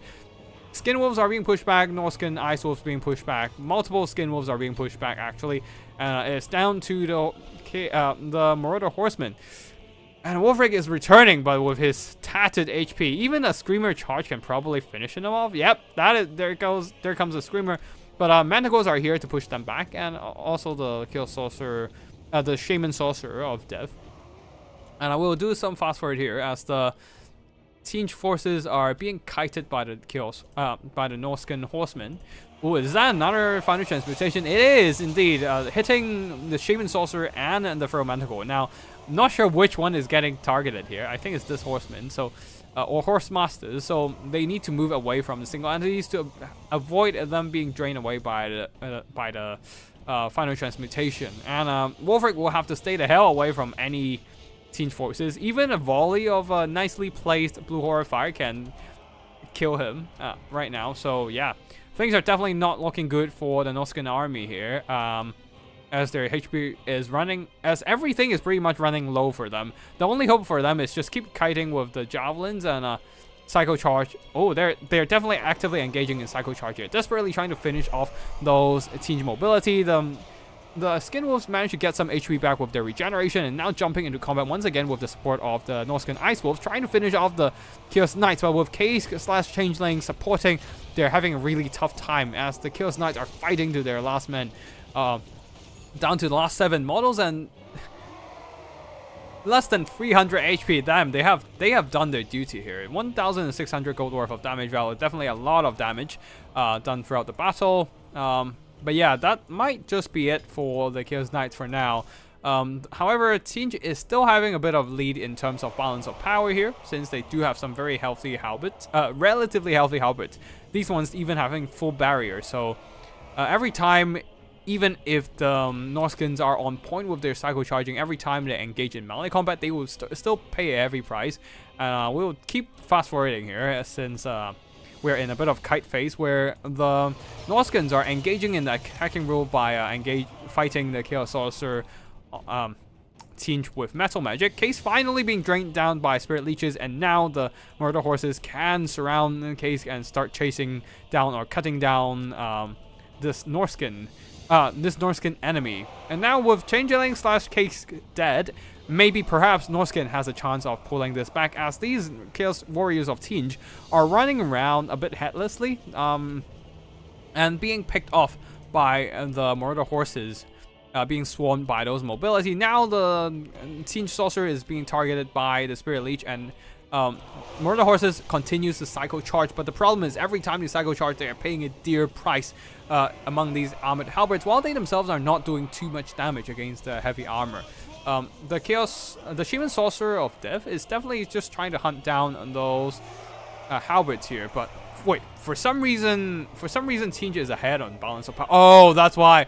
Oh no, the Skin Wolves routed one too many times and they are gone. They're done for despite all the regeneration left on them, because they got stuck on top of these halberds for a little too long. They took too much damage and their leadership faltered. Especially with oh wait, when did Lord dead? Okay, that is pretty bad then. Yeah, I didn't even see when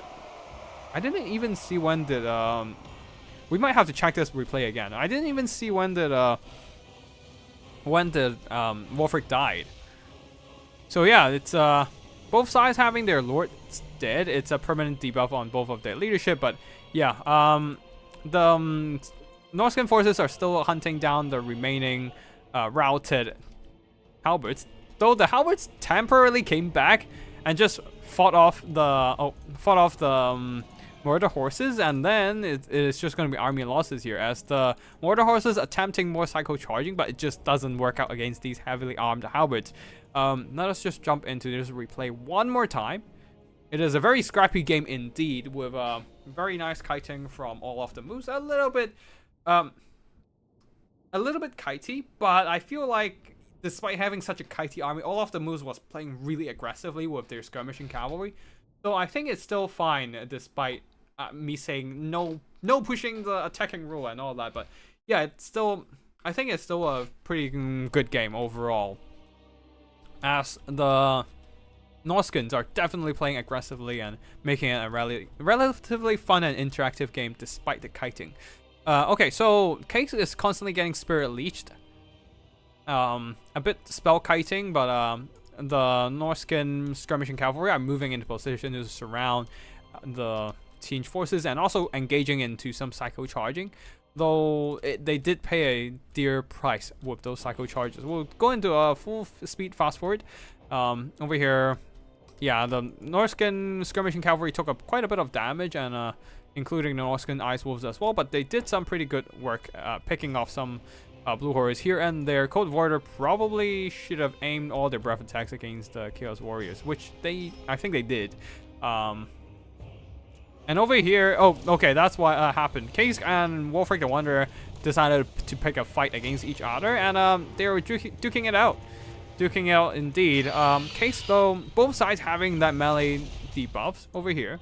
Let's slow down a bit here. Case slash, yeah, Case, oh, Befoul Charge actually removes charge defense. I didn't even know that. God damn.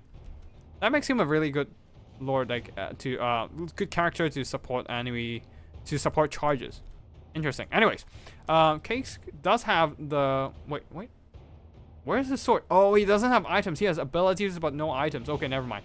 Still, that doesn't change the fact that Case is still a pretty good duelist, so the changeling is just gonna duke it out against Wolfric, and they're trading actually very evenly on both sides. And then with Screamer support, that is definitely pitch engagement with more siege units invested into this engagement, and the siege having more unit support or more screamers and all that surrounding their opponents, they're getting ahead in this fight, especially with a massive final transmutation punishing the blobbing of the Norscan troops. Still very diligent psycho charges from on all other sides of the battlefield, but two very important assets are being nuked down in this engagement here. Cold Warrior being slaughtered and Wolfric getting extremely low in terms of health. Manticore, the third asset, also getting low. So not too great in that trade for the Norscan army, though Spirit Leech and whatnot. Screamers was able to be finished by the Manticore pursuit. And yeah, let's speed run a bit more. Wolfric once again being pushed off by the nearby presence of the siege knights with lances, and then final transmutation punishing the blobbed up marauder horses. And yeah, Spirit Leech kiting against Case. Oh, Bolt of Change. That killed. Yep, that sealed the deal for poor Wolfric, and that might have sealed the deal for the rest of the Norscan army as well, as their leadership just faltered pretty hard. And the Skin Wolves here. Yeah, the Skin Wolves here just couldn't fight on for too long in the end. Having those halberds nearby, they just shattered in the late game eventually. Yeah, let's just fast forward till the end and witness the shattering of the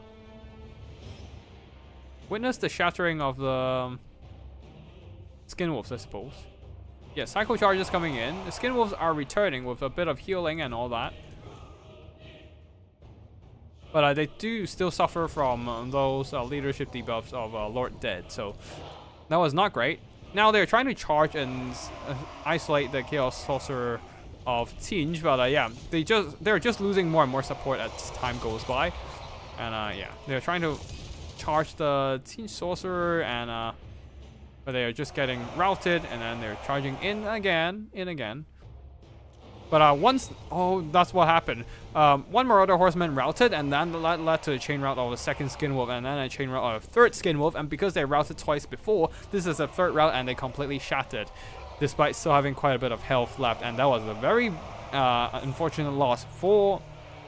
That was a very unfortunate loss for the Norskin in this late stage of the game, and that led to basically a team victory, as the horsemen cannot cycle charge halberds to death by themselves.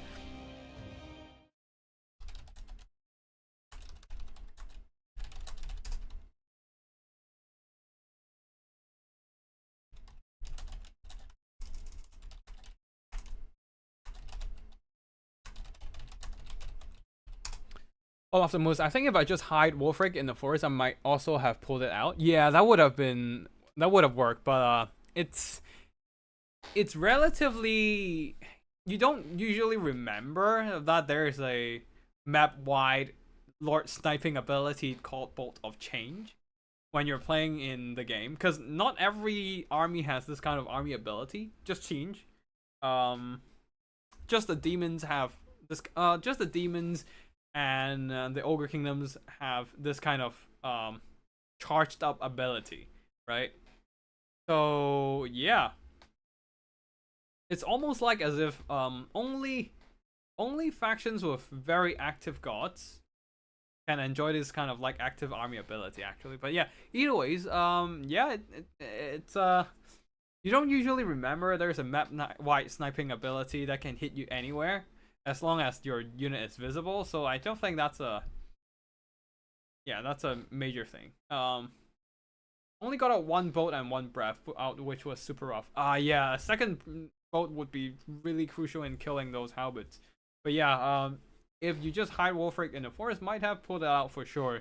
If your opponent can't see you, they can't target you with Bolt of Change. So I assume that would have been worked out better. 2 Skin Wolves with 5 and 7 models shattering their Wolfswarf.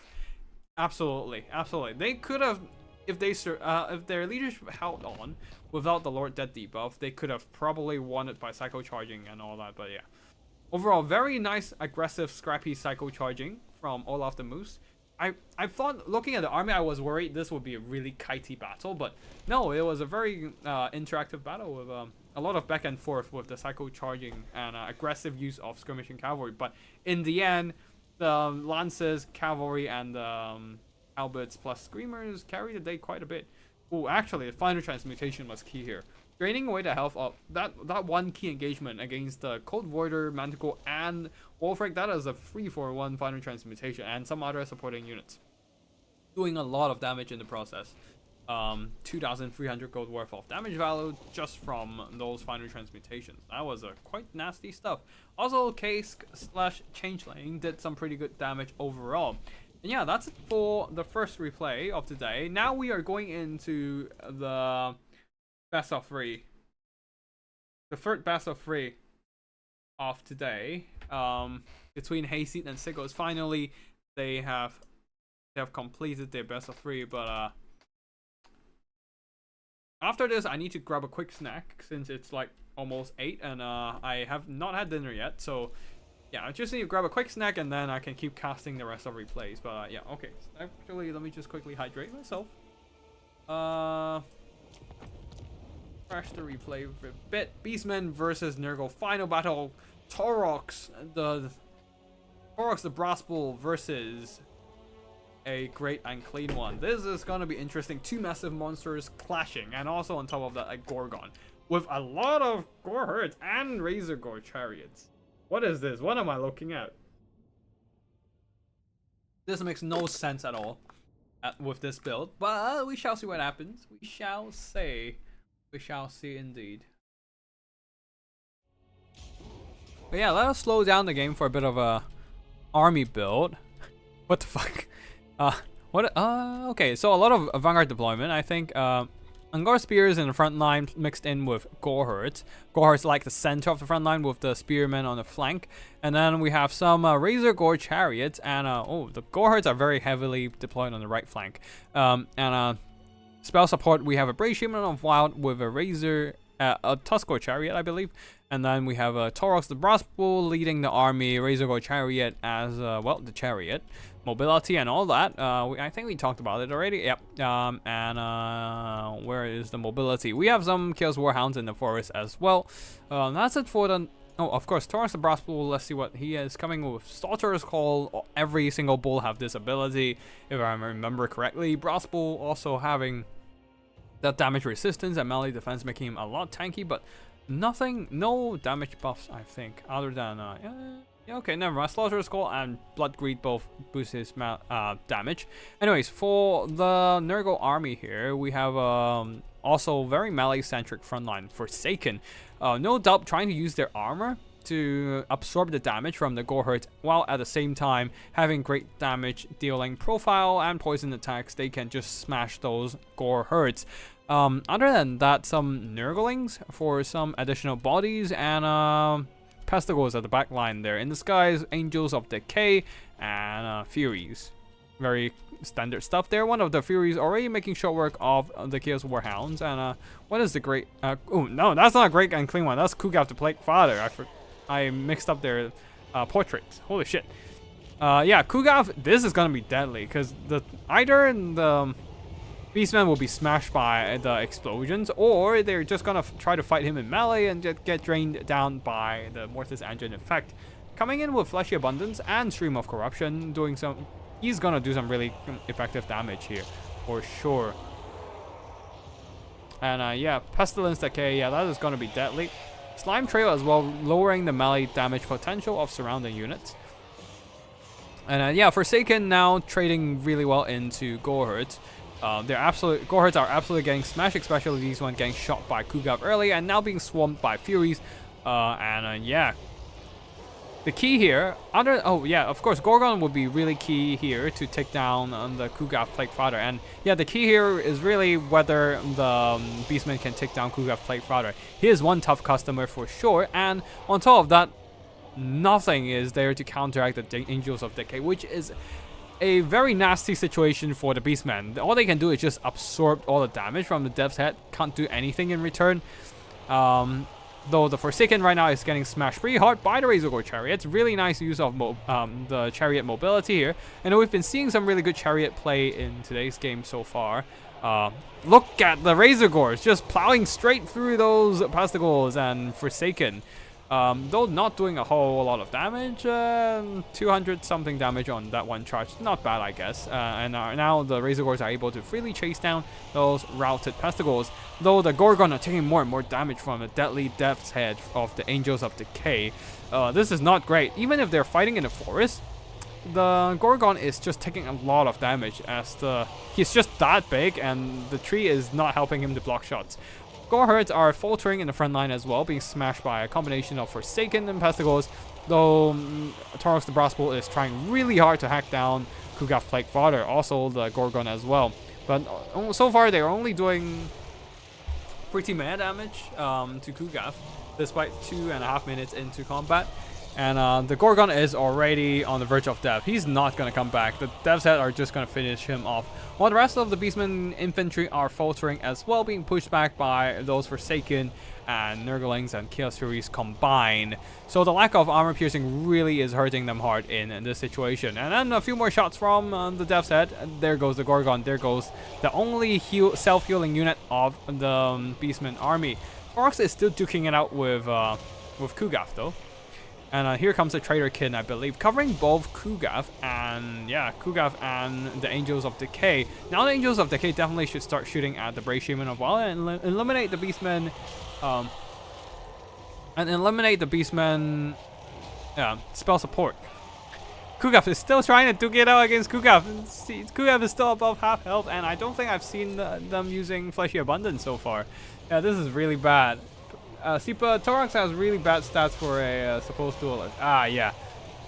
Just not enough melee attack. And now he has some melee attack. Mantle of Gorok. I forgot to check out the spell loadout of the Brave Shaman, and that is boosting Taurox's melee weapon damage and melee attack stats. Though he just got distracted and rolled through a bunch of enemy infantry. He needs to focus. He really needs to focus on Kugav Plague Powder, but unfortunately that is not the case here. A massive Fleshy Abundance covering a ton of units on the Nurgle side, and this is going really poorly for the Beastmen. Their units are being attrition down, being drained away by those Mortis Engine effect, and that shall be it for the third battle. Looks like Beastmen cannot grind it out against the Nurgle army, especially when their only self-healing centerpiece, the Gorgon, has been finished off by the Angels of Decay. The Razor Gores did some good damage, but yeah, they just can't. There's no way they can Psycho Charge Kugav to death. Yeah. He also has game 2 weapon strength. Oh, that is true. That sucks big time, and he can't really deal with the ultra unit size HP scale.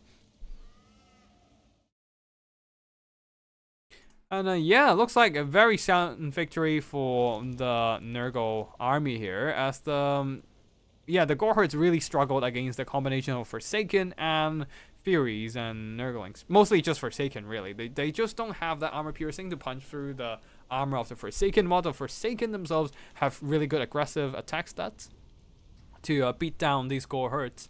And yeah, Razor Gores did good damage, but unfortunately just the rest of the army didn't really carry their own weight, while Kugav did some really good damage with the Mortis Engine. In fact, Forsaken beat down the Goreherds, and yeah, Furies did some good damage, but most importantly, Angels of Decay. He has been in every single battle we've seen so far on Sigurd's end, and those Angels of Decay are doing some heavy lifting with their shots. Especially this time, the Beastmen don't have any anti-air assets to just harass or pressure the Angels of Decay, and they're just really sitting on top of the Gorgon and firing. Now, give me a 2-minute break to quickly snack on some stuff before I starve to death, and then we'll be finishing off today's stream with 2 more replays from the tournament.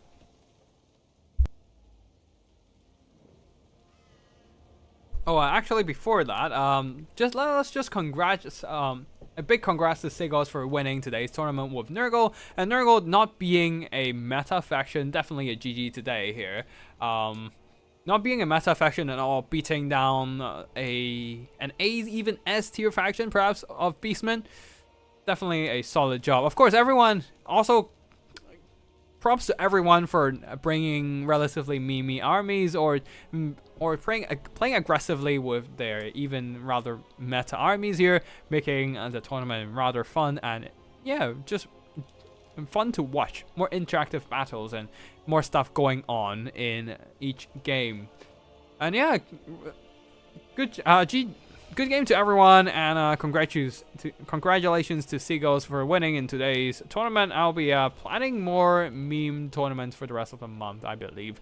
And that is gonna be it for the live stream. I mean, the live streaming section, the live casting section ended a while back already when we had to drop out of the live best of 3. But yeah, I hope everyone enjoyed the tournament if you get to play in it, and we'll be enjoying the last 2 battle replays from the tournament as well in a bit. Now let me just have a minute or 2 break and quickly snack on some stuff and not starve to death, and then we'll be finishing off today's stream by 2 more replay casting.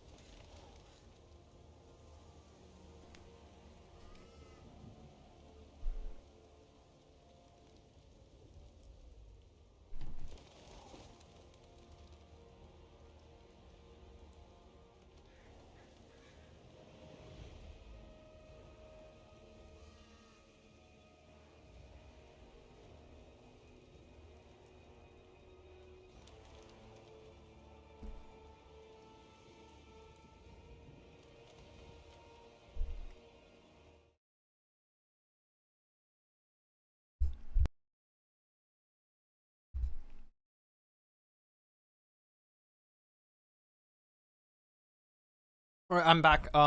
So how's everything going?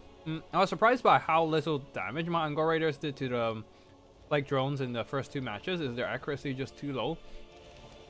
Yes, and on top of that, I think arching missiles like archers, crossbows and shit doesn't do much damage against like a floating model like that of the plate drones, because they're constantly floating around, shifting up and down, and the archer firepower, the archer missiles just doesn't have a fast enough projectile to accurately hit them before they shift their position. So by the time the missiles get to their target are no longer at the same spot, and the missile just passed by. Yeah, the plate drones, like these kind of floaty units, plate drones and stuff, it's just plate drones, screamers, furies. Furies is a bit easier to hit because they have so much numbers. It's easier, even if you miss the first fury, you probably can hit the second one behind them or something. But yeah, guns or direct missiles like Javis with faster projectiles might actually work better. Imagine Slanesh Mark Sensis with Javis. Oh, I don't want to think about that.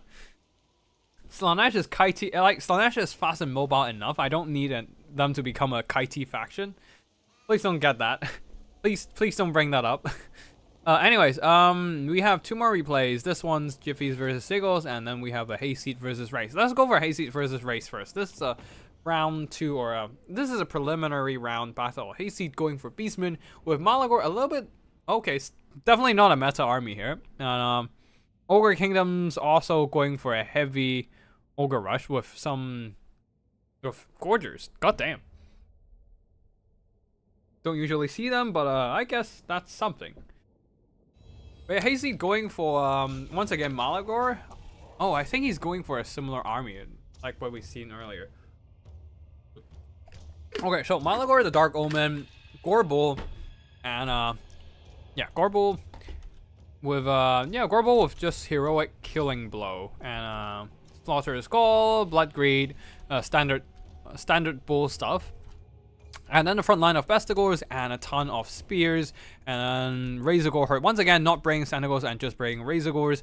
There are indeed some Minotaurs with great weapons in this matchup, while Malagor the Dark Omen with providing leadership debuffs with Doom and Darkness and Mantle of Gorok to boost their melee fighting prowess. On the other side, for the Ogre Kingdoms, the front line of Nobblers, Nobbler Trappers, Ogre Bulls, more Nobbler Trappers, a few units of Saber Tusk Packs, and Man-Eaters with great weapons. Man-Eaters with great weapons, definitely a good choice here, as they're really good into Minotaurs or any monstrous infantry that Beastman can field. Also Gorgers over here. I'm rather doubtful about the choice of Gorgers, and anyways, leading the army of Tyrant with a Fire Belly support of Burning Head and Cascading Fire Cloak to boost melee defense of units. I guess it's for boosting the melee defense of the Man-Eaters. While the Tyrant here, it has Arse Belcher and Thunder Mace. Let's get the battle started then, as we can just probably fast forward a bit here. Oh, one of the Bestigors is the Man Reapers of Korok's Man Reapers, so good anti-large presence. And yeah, we'll do a bit of fast forward here as both armies are just kind of maneuvering across the battlefield. Now the Nobblers and the Ogre Bulls are charging in. However, a very timely countercharge from the Minotaurs, preventing the Ogre Bulls from charging too deep into the Angkor Spears. And then the Ogre Bulls are just gonna get smashed in melee combat by all the anti-large Minos. Angkor Spears also providing that body meat shield for their Minotaur's monster support, so a really nice engagement for the Beastmen for sure. Bestigors and Korok's Man Reapers are charging into the front line there, and the lack of armor piercing on the Ogre Bulls means that they will struggle to punch through the armor of the Bestigor Hurt. Over here, Spears going up against Saber Tusk, and the Saber Tusk is not going to be happy about it with all the anti-large. Razorgore Hurts are Razorgore Hurts are getting shredded here, being recharged by a bunch of Man-Eaters and swarmed by some Oh, 2 man-eaters in the mix. Okay, yeah, that explains why they're taking so much damage in such a short time. But the Mantle of Gorok was kind of wasted here. They did some good damage to the man-eaters though with the additional melee attack. But yeah, things are not looking too hot for the Ogre army in the front line though. A massive overcast doom and darkness lead to a chain rout of a ton of Ogre Bulls and Nobblers and mass exodus. Everything is routing in the vicinity, being hit by the -16 leadership.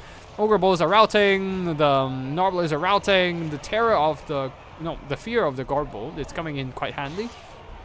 Even the Fire Belly is routing under the chain route. So, and suddenly the Beastmen are getting a massive advantage as they do have more assets to just keep the pressure up and chasing down those routed targets. And yeah, things are not looking too hot for the Ogre Kingdoms for sure. Everything is routing in the vicinity. The Tyrant is being surrounded by Halberds, elite Halberds by the way, and the Gorbel with anti-large as well, and just getting absolutely smashed in this melee combat. And as a result, with the breaking of the Ogre front line, everything is opened up to the intrusion of a swarm of Beastmen units. The Ogre Bulls, the Man-Eaters are still fighting, but they are not helping the crucial fights at all. At least they are not in the position to help out. As the Gorok Man-Eaters and the Gorbel manage to finish off the Tyrant. And that is just going to be GG for Ogre Kingdoms as every bit of their formation crumbles to dust. Not really to dust on a literal sense, but definitely everything is breaking apart. Gorgers are still fighting since they're unbreakable, but they're fighting against anti-large spears, so they're taking a lot of damage due to a lack of armor, and that is going to be GG between Hayseed and Raced, allowing the Beastmen to advance to the second stage, which, well, we had to fight against him and got beat up. Now the last replay file for today here, Giffy versus Sigos. It's gonna be a oh shit, misclick. No, don't do that. It's gonna be a Teen versus I forgot what. Teen versus Nurgle battle. So I misclicked. So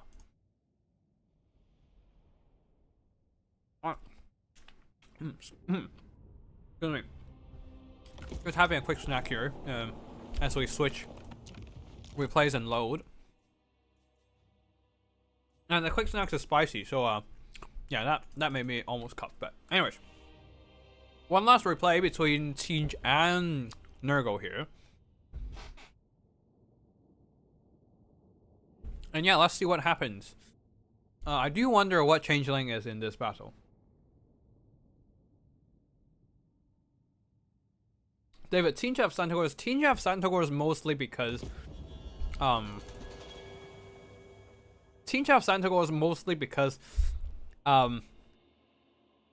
CA decided one Zangors isn't enough for the faction, and they needed to pad it up. After all, Shadows of Change did quite horribly in the performance of sales and all that.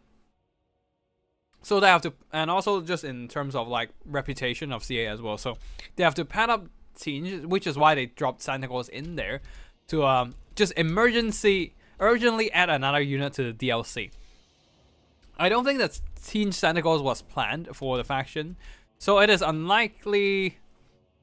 So I think when we consider future DLCs, we might have to not consider the Tantagors on the Tinge side in terms of what units will be brought to the table. And Slaanesh might actually have Tantagors as well. I mean, they're probably gonna have like Slangors. They're definitely gonna have Slangors, I think. But the question is, now Nurgle doesn't have a second Beastman unit. They have an Ogre unit, so it kind of works, I guess. But what can Slaanesh get? Perhaps they will get another like elf, maybe an elf. I mean, I don't know. I don't actually know about the world that was actually. I'm just gonna not talk about unit speculations, but yeah, I feel like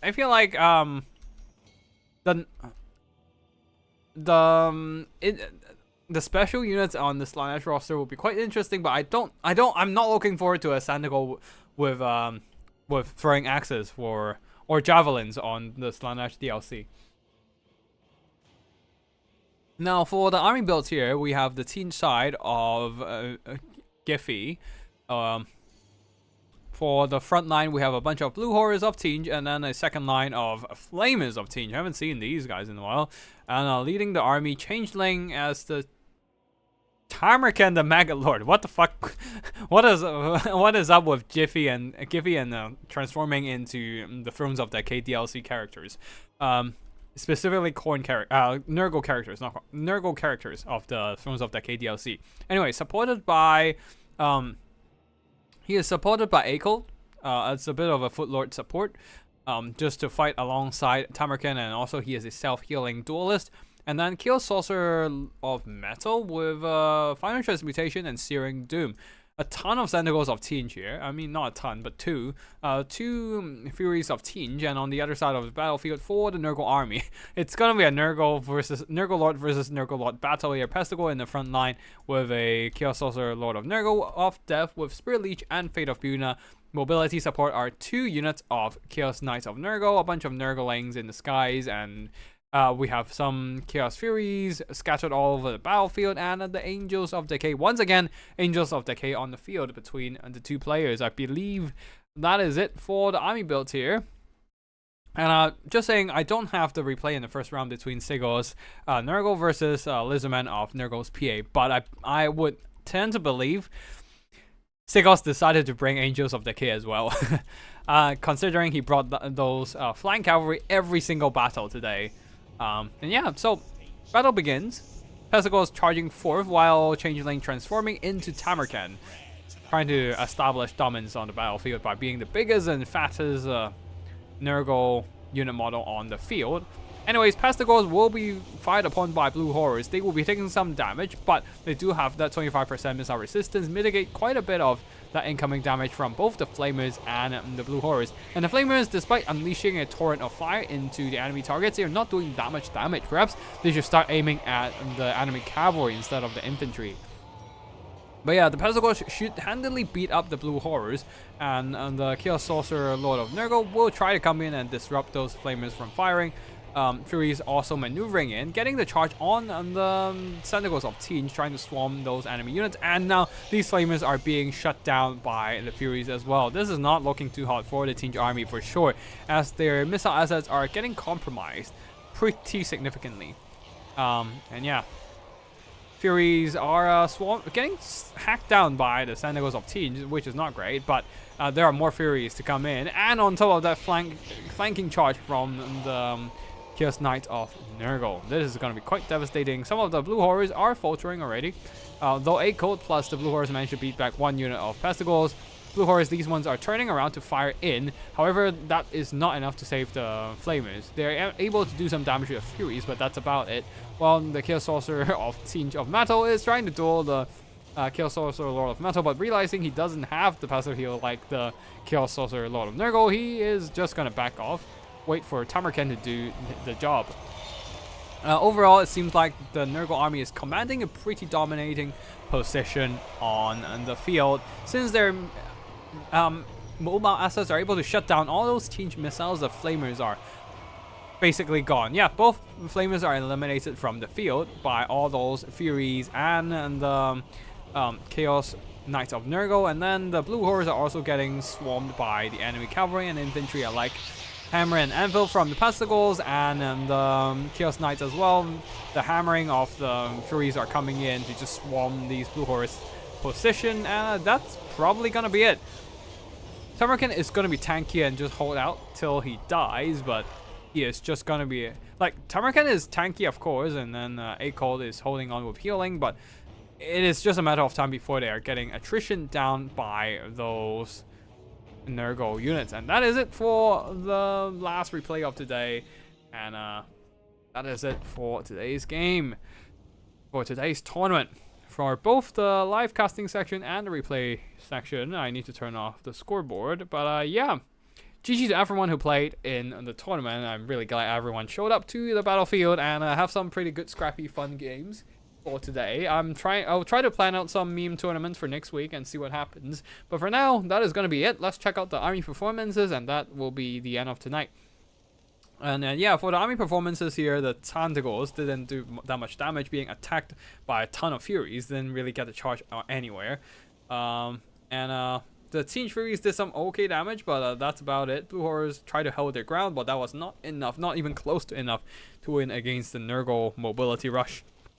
As the Furies getting some really solid damage, killing off those Flamers. And the Angels of Decay were just sitting back in the skies and keep shooting. So not much to say about them since they didn't really maneuver around the battlefield, but holy shit. I don't even know why but the Angels of Decay are so good, but the normal grenade flies suck balls. Perhaps because the Angels of Decay have so much more ammo. They can just sit back and keep firing. While the regular grenade drones, I think they only have like 2-3 volleys of grenades. It's not a lot, so they can't really do much damage, and then they have to go into melee, and their melee kind of sucks ass, so that's probably why. I think. I just guess. I don't play Nurgle that much, so I don't really know. But anyways, that is it for today's battle. There's even a forgotten unit of Nurgling, so yeah. Looks like the Nurgle army was in a very comfortable position in winning the battle. And yeah, that is it for today's battle. Do they have any special abilities? I don't think they have. Yeah, they don't. They have the same stuff as everyone else. They have more melee stats. Oh, right. They're also more accurate in their shots, I think, with the Regiment of Renown status. That probably helps. That probably helps, actually. Higher fire rate, and also more accuracy. Better accuracy, higher firing rate, and those helps. And also a lot more ammunition than regular plague drones of Death's Head. But yeah, other than that, it's pretty much the same thing, right? But I think the accuracy and fire rate might help in this situation, combined with the abundance of ammo. But yeah, that's it for today's battles. I hope you all enjoyed this multiplayer action. And yeah, if you want to see more similar land battle or conquest multiplayer content, be sure to subscribe to my channel if you haven't. And yeah, that's it for today. Thank you for watching, and I'll see you all in the next one. Should I rate Human Boy stream? I assume it's still going on, right? I don't know how to rate things, actually. Yeah, it's still going on. I mean, it's still, we only have like how do you rate stream? Let me just quickly Google.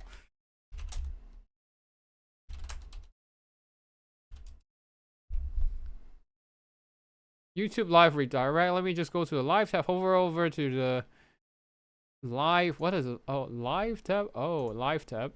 Wait, hold on. Let me just quickly check out. Go to YouTube Studio, and then in the live tab. What the fuck do you mean? What? Live tab. Oh, click content. Ah. Okay, YouTube Studio. Click content, and then go to the live tab.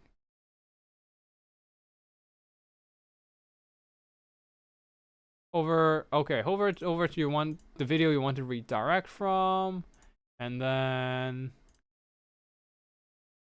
wait, what did you mean? Hold on. Go to hover, click customization and redirect. Okay, give me a second.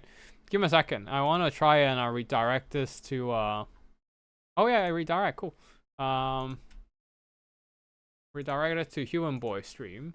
Since he's been rating my stream every time, so I want to return the favor for a bit. I mean, he probably have way more viewers than me, but you know, it will be cool. It will be cool to do it once, you know. Let's see. Let me see if I can just find his stream. Yeah, that's his stream, and yeah, yeah, I think that's the one. Yeah, that's let's just go that way. All right, cool. Alright, that is it for today's stream. I hope you enjoyed this multiplayer action. Remember to click... Oh, be sure to like the stream, actually. That's something I never remember to ask people to do. That would help both the viewership of the stream and probably help the channel as well. It would be great if you can just like the stream. Just hit the like button, and that would be nice. And also, it would be great if you can hit the like button on videos I usually post out as well. It helps pushing. It definitely helps a lot with the algorithm, and also help pushing the channel for a bit. But yeah, other than that, that is it for today. I hope you all, whether you're playing or just watching the tournament, I hope you all enjoy this multiplayer action. And for now, that is it. I'll try to plan out some meme tournaments for the future weeks. And yeah, I'll see you in the next one. Tactical signing out.